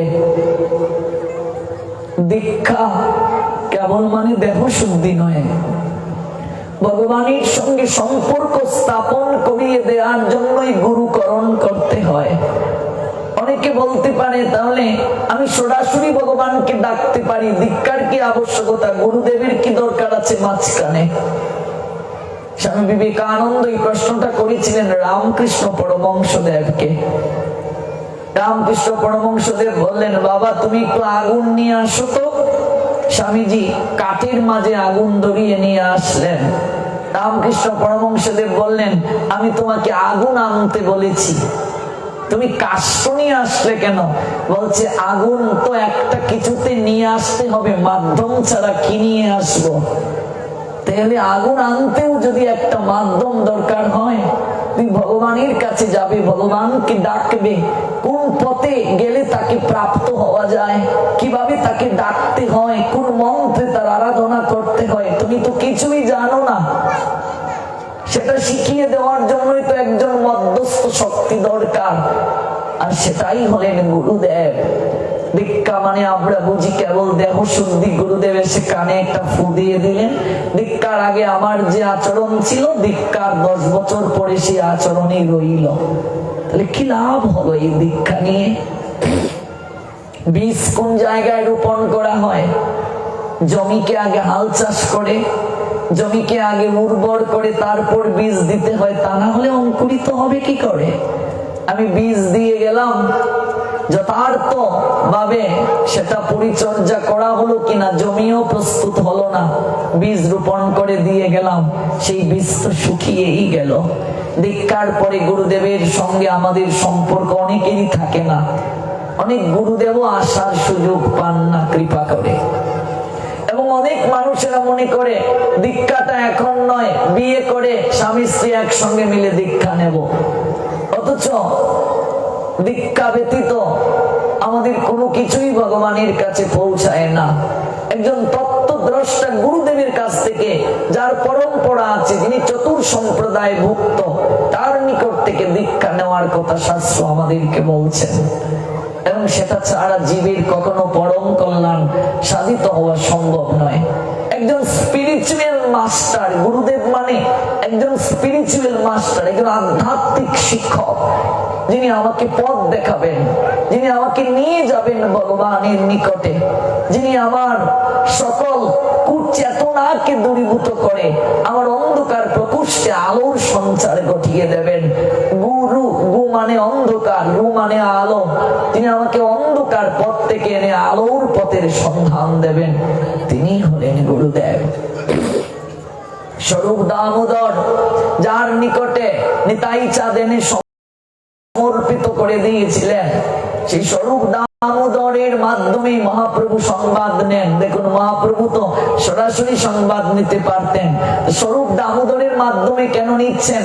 তার কারণ গুরুদেবের মাধ্যমেই ভগবান কৃপা করে থাকেন। মধ্যস্থ শক্তি গুরুদেব। গুরুকে বাদ দিয়ে কখনো গৌরাঙ্গের কাছে যাওয়া যায় না। রঘুনাথ চেষ্টা করেছিলেন, দুবার পারেননি, ফিরিয়ে দিলেন মহাপ্রভু তাকে সংসারে। কতবার সংসার থেকে পালানোর চেষ্টা করেছিলেন, পারেননি, সফল হননি। তারপর নিতাই চাঁদ কৃপা করলেন, স্বরূপ দামোদরের নিকটে এনে পৌঁছিয়ে দিলেন। আর স্বরূপ দামোদরের কৃপায় গৌরাঙ্গ কৃপা হয়েছিল রঘুনাথ দাসের। সেই রঘুনাথ দাস রাতের আধারে জগন্নাথ মন্দিরের, পুরী ধামের জগন্নাথ মন্দিরের ড্রেন থেকে পচা বাসি অন্ন তুলে কুঠিরে এনে ধুতে ধুতে যে অবশিষ্ট অংশ থাকে, সেটা তুলসী পত্র দিয়ে তিনি গ্রহণ করেন। একদিন স্বরূপ দামোদর আসলেন রঘুনাথকে দেখার জন্য, কেমন চলছে রঘুনাথের সাধন ভজন। এসে দেখছেন রঘুনাথ বাসি পচা অন্ন, যেগুলো গাভীরা পর্যন্ত গ্রহণ করে না, গরু গ্রহণ করে না, এতটা পচা, এগুলো ধুয়ে একটু তুলসী পত্র দিয়ে লবণ ছাড়া এটাই তিনি প্রসাদ পাচ্ছেন অত্যন্ত ভক্তি সহকারে। স্বরূপ দামোদর এগুলো দৃশ্য দেখে অবাক হয়ে গেলেন, নয়নের জল আর ধরে রাখতে পারলেন না। তিনি এসে রঘুনাথকে বললেন, রঘু আমিও একটু প্রসাদ পেতে চাই। নিত্য তুমি এত সুস্বাদু প্রসাদ পাও, আমিও একটু পেয়ে দেখতে চাই, আমারও বড় ইচ্ছে। না না গুরুদেব, আপনার পক্ষে এটা প্রাপ্ত সম্ভব নয়, তুমি পারো, আমি পারবো না। নয়নের জল আর ধরে রাখতে পারলেন না। মহাপ্রভু জিজ্ঞেস করলেন, স্বরূপ আমার রঘু কেমন আছে রে? চরণে লুটিয়ে পড়ে স্বরূপ দামোদর বললেন, প্রভু রঘুনাথের কথা আমি আর কি বলবো, আমার বড় কষ্ট হয় তার জন্য। দেখুন এমন করে গুরুদেব আবেদন দেন ভগবানের কাছে, বৈষ্ণবের আবেদনে কৃষ্ণ দয়াময়, বৈষ্ণব আবেদনে কৃষ্ণ হন সদয়। এটাই যথার্থ লীলা চৈতন্য চরিতামৃতের। গুরু কেন প্রয়োজন জগতের বুকে? কেমন আছে আমার রঘু? স্বরূপ দামোদর বলছেন, প্রভু আমি একথা মুখে বলতে পারবো না। কেন, কি হয়েছে? মহাপ্রভু কি জানেন না রঘুনাথের কথা? রঘুনাথ কি খাচ্ছে, কি করছে, কি ভজন করছে, তিনি কি জানেন না? সবই জানেন, কিন্তু দেখুন এই জায়গাতেই গুরু বৈষ্ণবকে প্রাধান্য দিয়েছেন ভগবান। আমারই বজিবার যার আছে অবিলাস, সে বজুক আমার মঙ্গল প্রিয় দাস। মোর ভক্ত নাহি বোঝে, আমা বোঝে মাত্র, সে দাম্ভিক কবু নহি মোর প্রসাদেরই পাত্র। প্রভু আমি আজ যে দৃশ্য গিয়ে অবলোকন করলাম, কি অবলোকন করলে? রঘুনাথ যে সুস্বাদু প্রসাদ পায়, আমিও তার কিঞ্চিত পেয়ে এসেছি। কি বলো, কেমন সুস্বাদু প্রসাদ? প্রভু তুমি নিজের চোখে একদিন দেখে আসো, তোমার জমিদারের ছেলে রঘু যে নিত্য রাজভোগ খেত, সোনার পালঙ্কে ঘুমাতো, যে তোমার কৃপা প্রাপ্তির জন্য সকল কিছুকে ছেড়ে চলে এসেছে, সে কতটা ভালো আছে, কতটা রাজভোগ পায়, একটি বার তুমি অবলোকন করে আসো, দর্শন করে আসো। তুমি যেহেতু বলছো স্বরূপ, নিশ্চয় আমি যাব। এই দেখুন মধ্যস্থ শক্তি জগদানন্দ পণ্ডিত মহাপ্রভুর না জন্য শিমুল তুলার বালিশ নিয়ে এসেছেন। সাহস পাচ্ছেন না মহাপ্রভুকে দেওয়ার জন্য, স্বরূপ দামোদরের হস্তে এনে অর্পণ করলেন। স্বরূপ দাদা, প্রভুর জন্য এই বালিশটা দেবে, আমি নিয়ে এসেছি, তুমি দিয়ে দাও। না না না, আমার সাহস হচ্ছে না। এসে দেখলেন প্রভু যে জায়গায় বিশ্রাম নেন, একটা শিমুল তুলার বালিশ। মহাপ্রভু অত্যন্ত ক্রোধান্বিত হলেন, কার এত বড় সাহস আমার জন্য শিমুল তুলার বালিশ নিয়ে এসেছে? তাহলে একটা পালঙ্ক নিয়ে আসলো না কেন?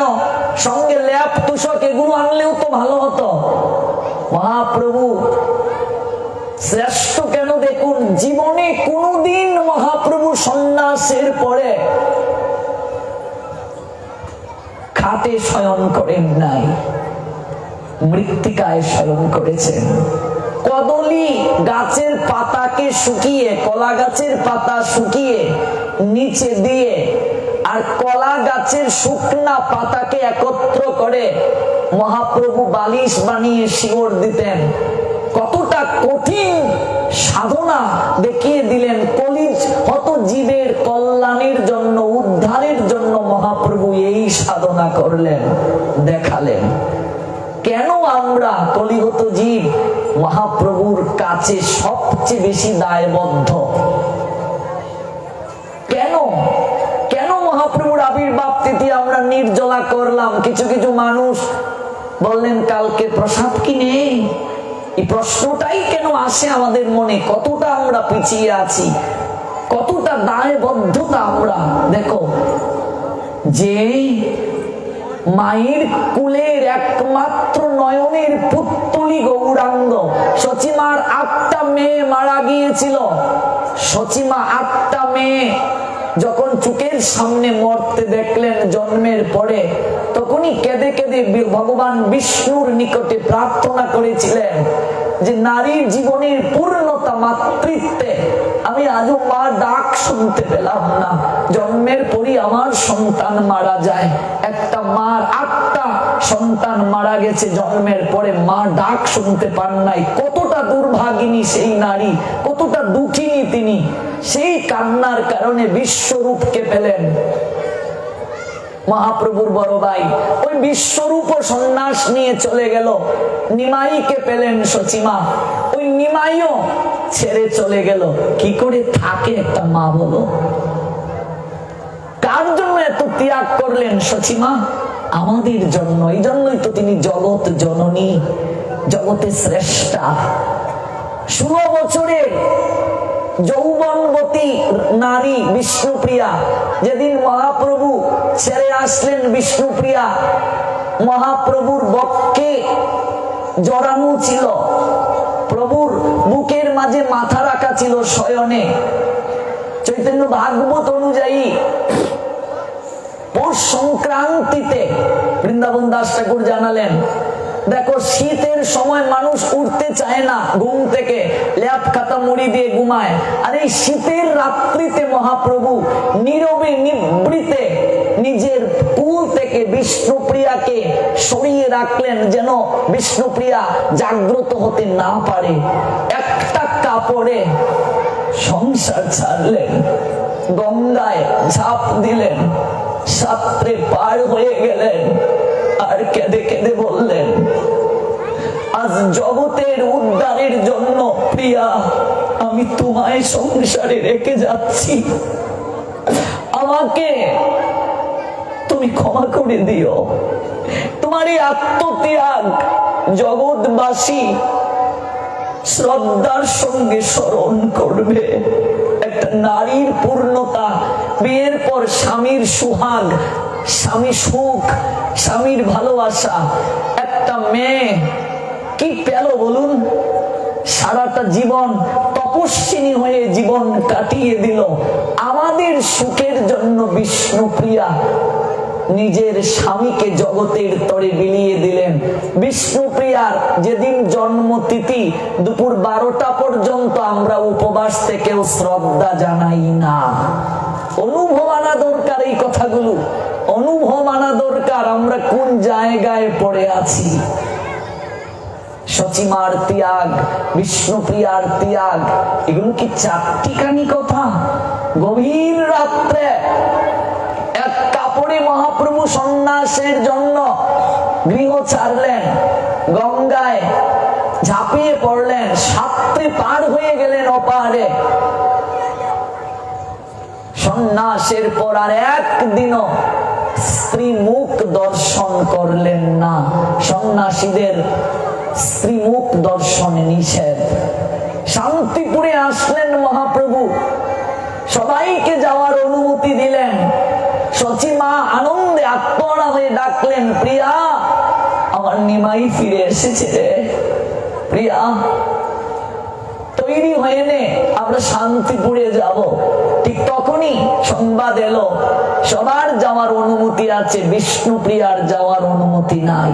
ভেবে দেখো, মাত্র কয়েক কিলোমিটার এই সচিয়াঙ্গিনা থেকে শান্তিপুর, বেশি দূরে নয়, কয়েক কিলোমিটার জায়গা।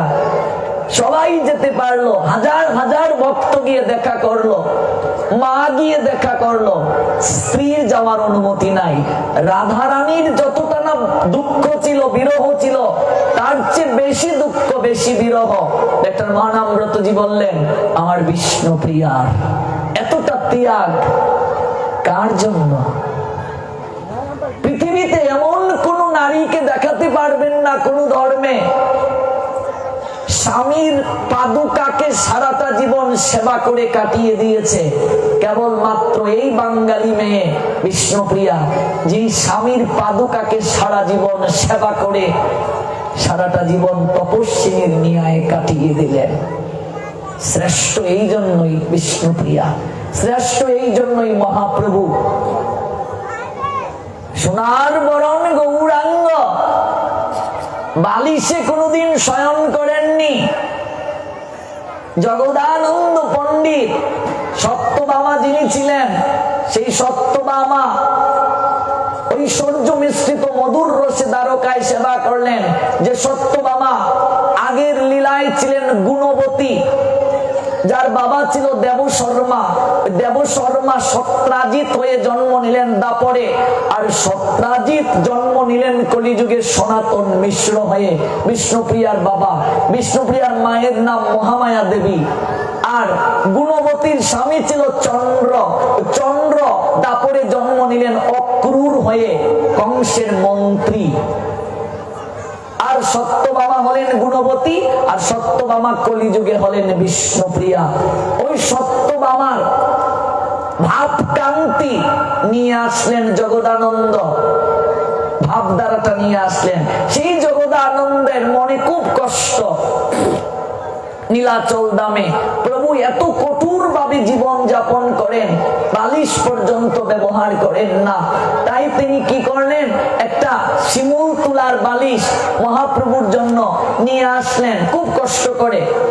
কারণ এই জগদানন্দ পণ্ডিতকে নবদ্বীপে পাঠাতেন প্রভু আমার সুভদ্রার প্রসাদী শাড়ি মায়ের জন্য পাঠাতেন। সন্ন্যাসের পরমাত্রী ভক্তি দেখিয়েছেন মহাপ্রভু।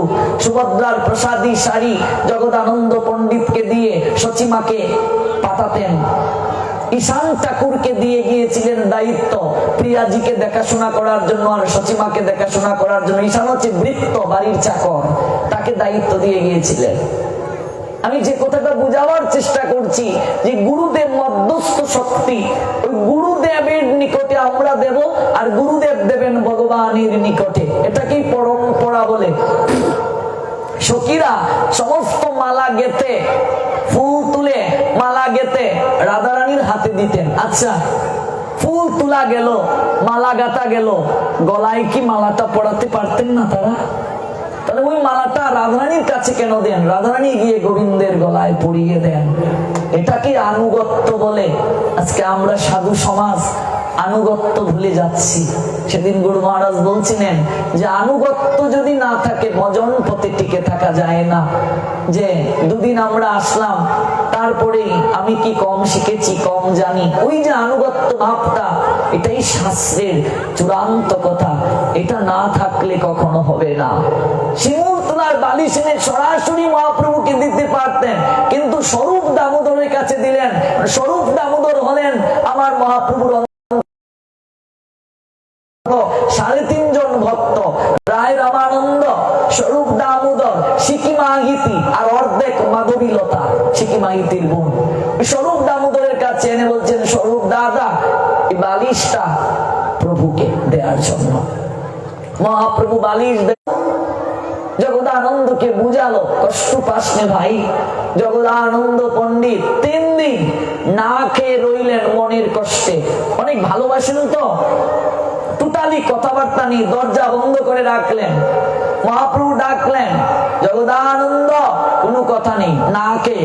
তার একটা স্বভাব ছিল, মহাপ্রভু সঙ্গে অভিমান করে 3 দিন না খেয়ে দরজা লাগিয়ে থাকত। 3 দিন কেউ ডাকলেও শুনবে না, মহাপ্রভু ডাকলেও শুনবে না, দরজা লাগিয়ে বন্ধ করে থাকত। জগদানন্দ পণ্ডিত নীরবে কাঁদেন, রাত্রে কাঁদেন মহাপ্রভুর এত কষ্ট দেখে। একবার তিনি আসলেন নবদ্বীপে, এখান থেকে ভাবলেন প্রভুর জন্য একটু সুগন্ধি তেল নিয়ে যাই। মহাপ্রভুকে তো অনেক ভালোবাসেন, আপনি যাকে ভালোবাসবেন কোন জায়গায় গেলেই তার কথা আপনার মনে হবে। তাই ভাবলেন প্রভুর জন্য একটু সুগন্ধি তেল নিয়ে যাই, কারণ সন্ন্যাসীর পরে মহাপ্রভু কোনোদিন এগুলো ব্যবহার করেন নাই। একটু নিয়ে যাই তেল।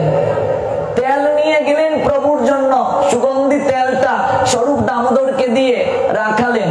মহাপ্রভু এসে দেখলেন সুগন্ধি তেল, তখন বলেন সুগন্ধি তেল, সুগন্ধি তেল ব্যবহার করি আচার দিয়ে। হ্যাঁ, এই সুগন্ধি তেলের শিশিটা জগদানন্দ পণ্ডিত ভেঙে ফেললেন যে আমি আনলাম প্রভুর জন্য, প্রভু এই তেলটা পর্যন্ত মাখবেন না, তো রাখারই প্রয়োজন নেই। প্রভুর 3 দিন শেষে মহাপ্রভু গিয়ে দরজায় আঘাত করছেন, জগদানন্দ আমার কথা কি শুনতে পাচ্ছ? আমার প্রচন্ড আসবে না, আমি যাচ্ছি সমুদ্রে স্নান করতে, তুমি প্রসাদ তৈরি করে রাখো। সঙ্গে সঙ্গে জগদানন্দ দরজা খুলে চাল ডাল সবজি দিয়ে রান্না বসানো শুরু করলো। মহাপ্রভু বলছেন তার হাতে শিওর দেননি, মৃত্তিকায় ঘুমিয়েছেন, কলা পাতা বিছিয়ে, শুকনা কলা পাতাকে বালিশ বানিয়ে। তেল আনলেন, মাখেননি বলে জগদানন্দ আছাড় মেরে ভেঙে ফেললো। 3 দিন না খেয়ে রইল, রান্না করে প্রসাদ নিয়ে বসে আছে, কোনো কথা বলছে না। প্রসাদটা আজ খুব ভালো হয়েছে, জগদানন্দ কিচ্ছু বলছে না, বারবার মহাপ্রভুকে দিচ্ছে। মহাপ্রভু কিচ্ছু বলতে পারছেন না জগদানন্দকে যে আর দিও না, আমি পারবো না। যত দিচ্ছে মহাপ্রভু ততই খাচ্ছেন, ভাবছেন যদি বলি আর দিও না, প্রসাদের থালাটাই আমার মাথায় ভেঙে দেবে। এত ভয় পাচ্ছে, এত শক্তি কিসের? ভালোবাসার শক্তি। ভালোবাসলেই এই অধিকার অর্জন হয়। বলছে আমি যদি বলি আর প্রসাদ দিও না, থালাটাই আমার মাথায় ছুড়ে দেবে। 3 দিন না খেয়ে আছে, তার মেজাজ এমনিতেই গরম, কিচ্ছু বলছেন না। যত দিচ্ছে মহাপ্রভু ততই খাচ্ছে। 3 দিনের প্রসাদ যেন একদিনে খেয়ে নিলেন মহাপ্রভু, কিন্তু সাহস পাচ্ছেন না জগাকে বলতে আর দিও না। এবার মহাপ্রভু বলেন জগা এখনো কি তোর অভিমান শেষ হয়নি রে? প্রসাদ পাবি না? কিচ্ছু বলছেন না। প্রসাদ না পেলে আমিও কিন্তু বিশ্রামে যাব না। গোবিন্দ দাস মহাপ্রভুর সবচেয়ে অন্তরঙ্গ সেবক, যে মহাপ্রভুর চরণ সেবা করত, সবচেয়ে বেশি কৃপা পেয়েছে। ঘুমানোর পরই মধ্যাহ্নকালীন সময়ে গোবিন্দ তার একটাই কাজ মহাপ্রভুর চরণ সেবা করা। সেই গোবিন্দকে বললেন গোবিন্দ তোকে রেখে গেলাম, জগদানন্দ যেন প্রসাদ পেয়ে নেয়। এবার প্রভু বিশ্রামে গেলেন। জগদানন্দ বলছে গোবিন্দ দাদা তুমি প্রভুর শয়ন কক্ষে যাও, প্রভু বিশ্রামে যাবে। প্রভুর চরণ সেবা এটা তোমার ভজনের একটা অংশ, এটা তোমার দায়িত্ব। আমি প্রসাদ পেয়ে নেব, তুমি যাও। গোবিন্দ যেতে চাচ্ছেন না, প্রভু তাকে বসিয়ে গেছেন প্রসাদ পায় কিনা দেখার জন্য।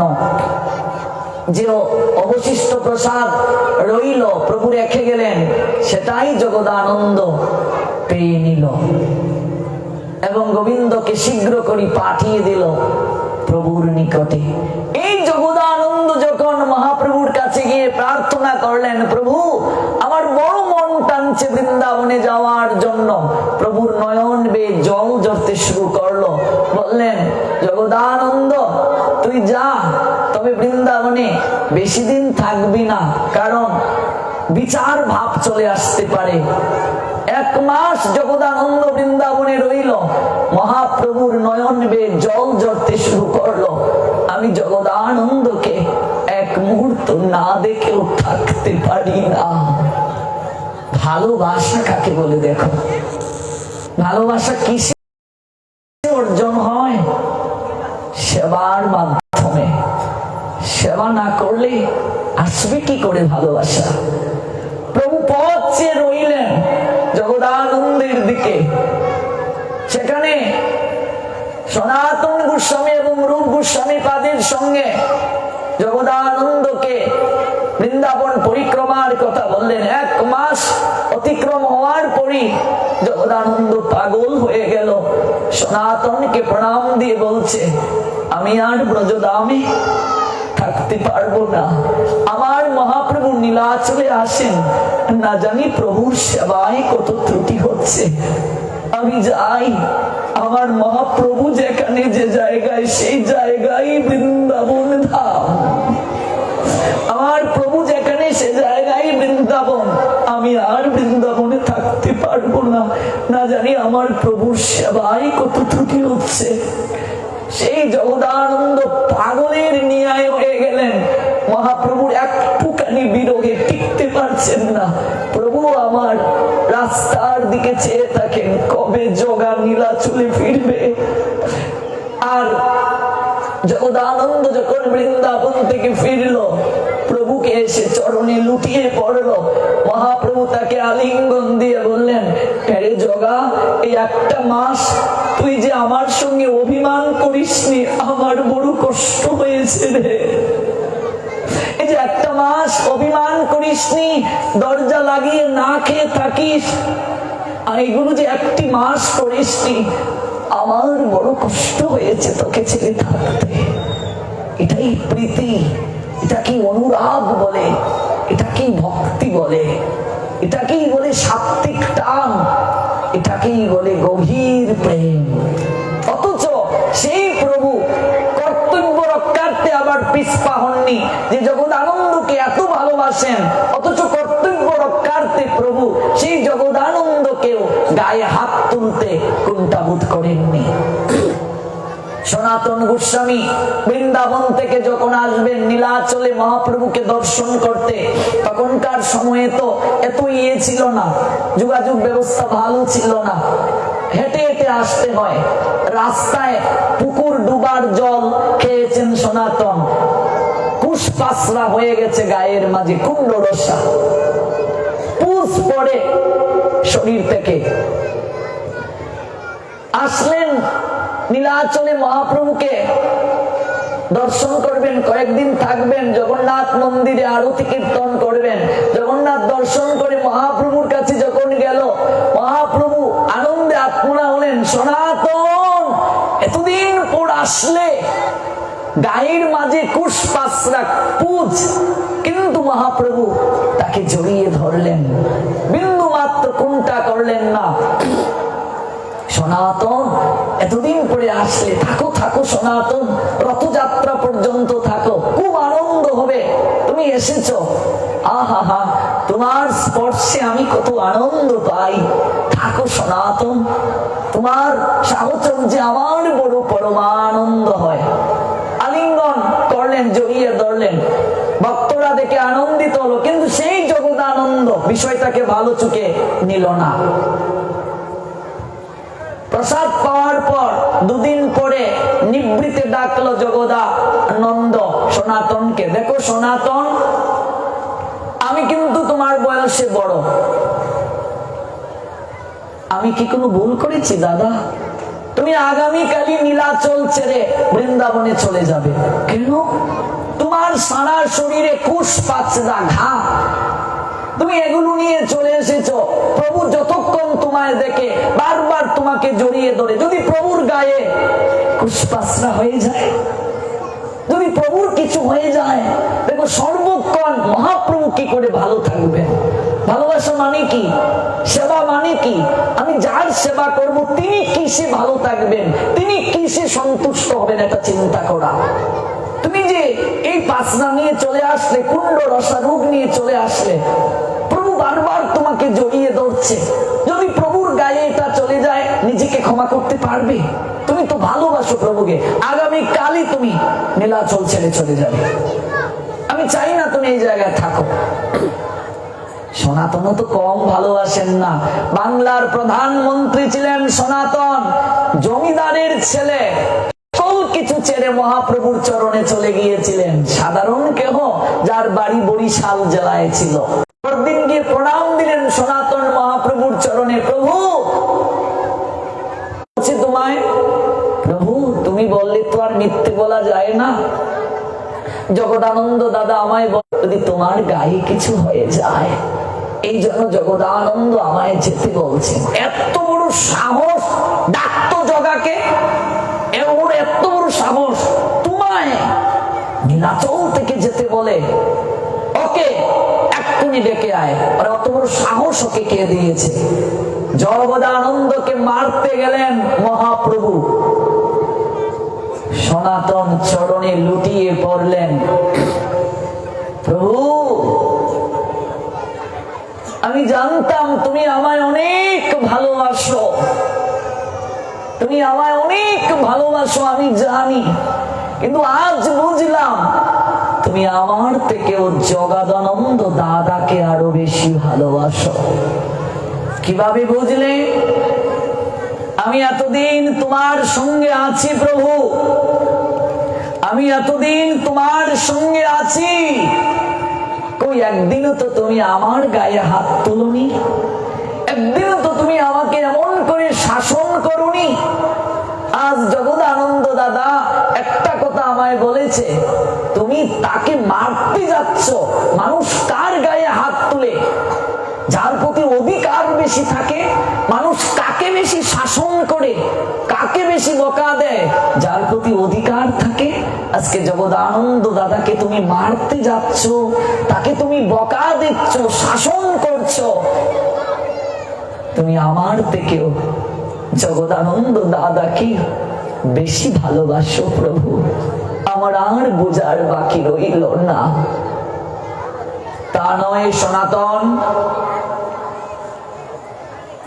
মর্যাদা রক্ষণ হয় সাধুর ভূষণ, মর্যাদা লঙ্ঘিলে হয় নরকে গমন। আজকে যদি আমি জগদানন্দকে শাসন না করি, তাহলে পরবর্তী বৈষ্ণব সমাজ ওরাও সাধুকে মর্যাদা দেবে না, সাধুকে সম্মান করবে না। কারণ সাধুর বাহ্যিক দৃষ্টিতে কখনো বৈষ্ণবতা নিরূপণ করা যায় না, এগুলো নিরূপণ সম্ভব নয়। জগদানন্দকে শাসন করা দরকার, সে ভুল বুঝতে পারুক, সে কাজটা ঠিক করেনি। দেখো এতটা প্রিয় জগদানন্দ, অথচ জগদানন্দকে শাসন করলেন মহাপ্রভু। সনাতনকে জড়িয়ে ধরলো জগদানন্দ, ভুল বুঝতে পারলো। আর সনাতন মহাপ্রভুর কতটা প্রিয়!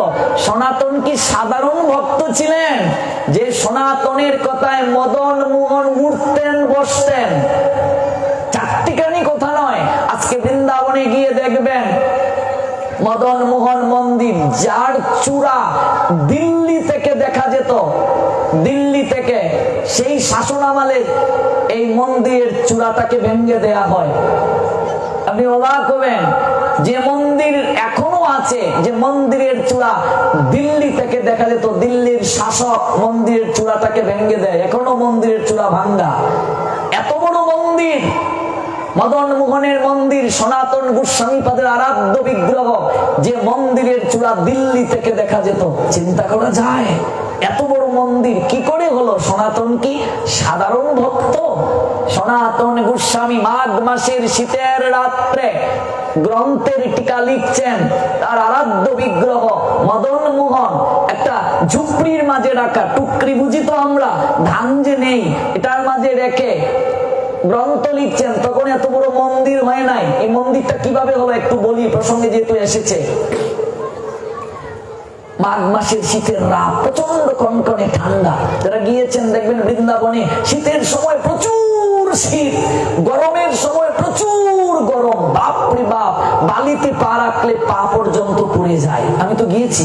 ঠান্ডায় কনকনে ঠান্ডা, ঠান্ডার সময় প্রচুর ঠান্ডা, গরমের সময় প্রচুর গরম, কনকনে ঠান্ডা। একটা ছেঁড়া খাতা গাদ দিয়ে সনাতন বসে বসে গ্রন্থ লিখছেন। মহাপ্রভু দায়িত্ব দিয়েছেন লুপ্ত তীর্থ উদ্ধার করতে, গ্রন্থ লিখতে, প্রচার করতে। মদন মোহন তার আরাধ্য বিগ্রহ। ভগবানের একটা নাম মদন মোহন। ভগবানের নাম মদন মোহন কি করে হলো?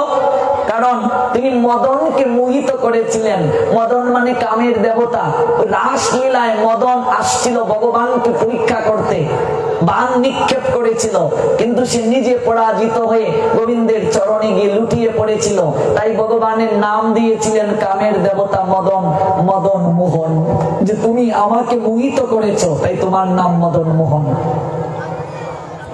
মদন মোহন ভগবান সনাতনকে বলছেন, হে সনাতন, ঘুমিয়ে গেছিস? ঘুমাচ্ছি না, দেখতেই তো পাচ্ছ লিখছি। দেখো কতটা ভক্ত হলে ভগবান বিগ্রহ থেকে ভক্তের সঙ্গে কথা বলে। আমি 4টা লাড্ডু যদি দিই ভগবানকে, 4টাই থাকে। আপনাদের এরকম হয়েছে কিনা জানি না, যে 4টা লাড্ডু দিয়েছে, 3টা ভগবানকে, 1টা রেখেছে। রঘুনন্দনের হয়েছে, গ্রন্থে পেয়েছি। আপনাদের হয়েছে কিনা জানি না। 4টা দিলে 4টাই থাকে। কিন্তু কত বড় ভক্ত হলে ভগবান সুখ দুঃখের কথা বলে বিগ্রহ থেকে। বিগ্রহ নিয়ে, মূর্তি নিয়ে কিছু কিছু মানুষ নানান কথা বলে। হ্যাঁ, মনে রাখবেন, মৃন্ময় প্রতিমা চিন্ময় হয়ে যায় ভক্তের ভক্তি আর ভালোবাসার কাছে। জ্যান্ত হয়ে যায় ভগবান পিতলের বিগ্রহের মাঝে। পুতুল পূজা করে না হিন্দু, কাঠ মাটি দিয়ে গড়া মৃন্ময়ী মাঝে চিন্ময়ী এর হয়ে যায় আত্মহারা।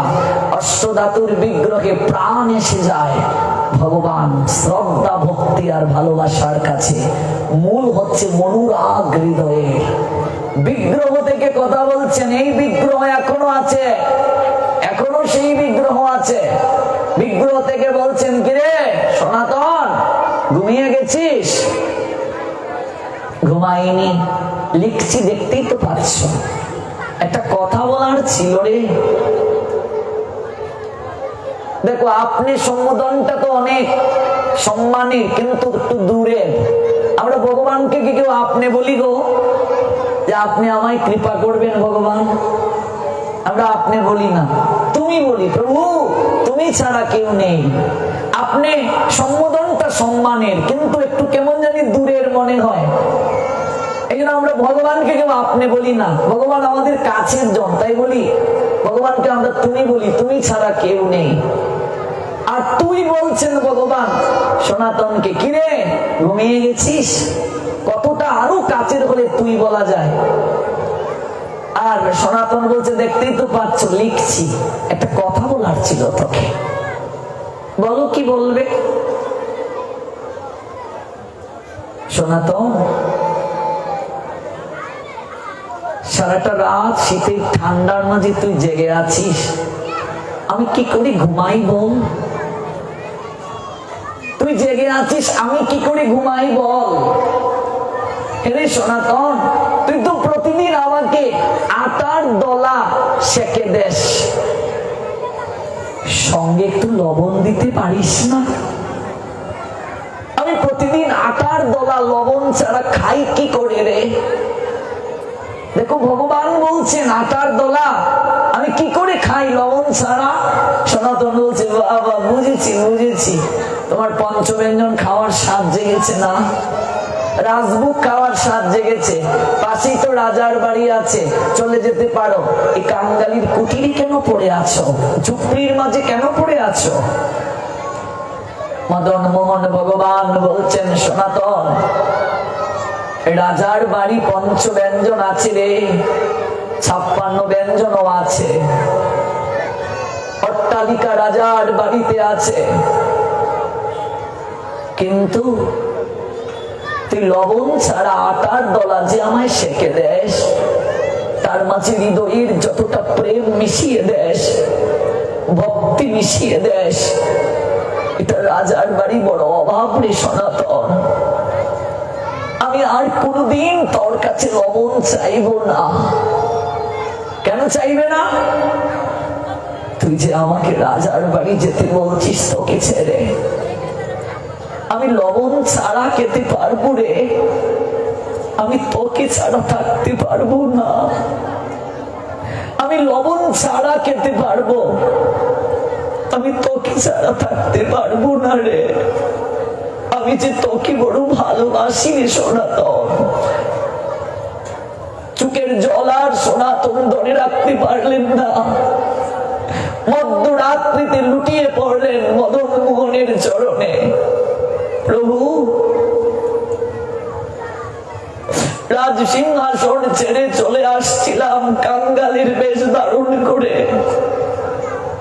শুনেছি তুমি নাকি কাঙ্গালকে বড় ভালোবাসো।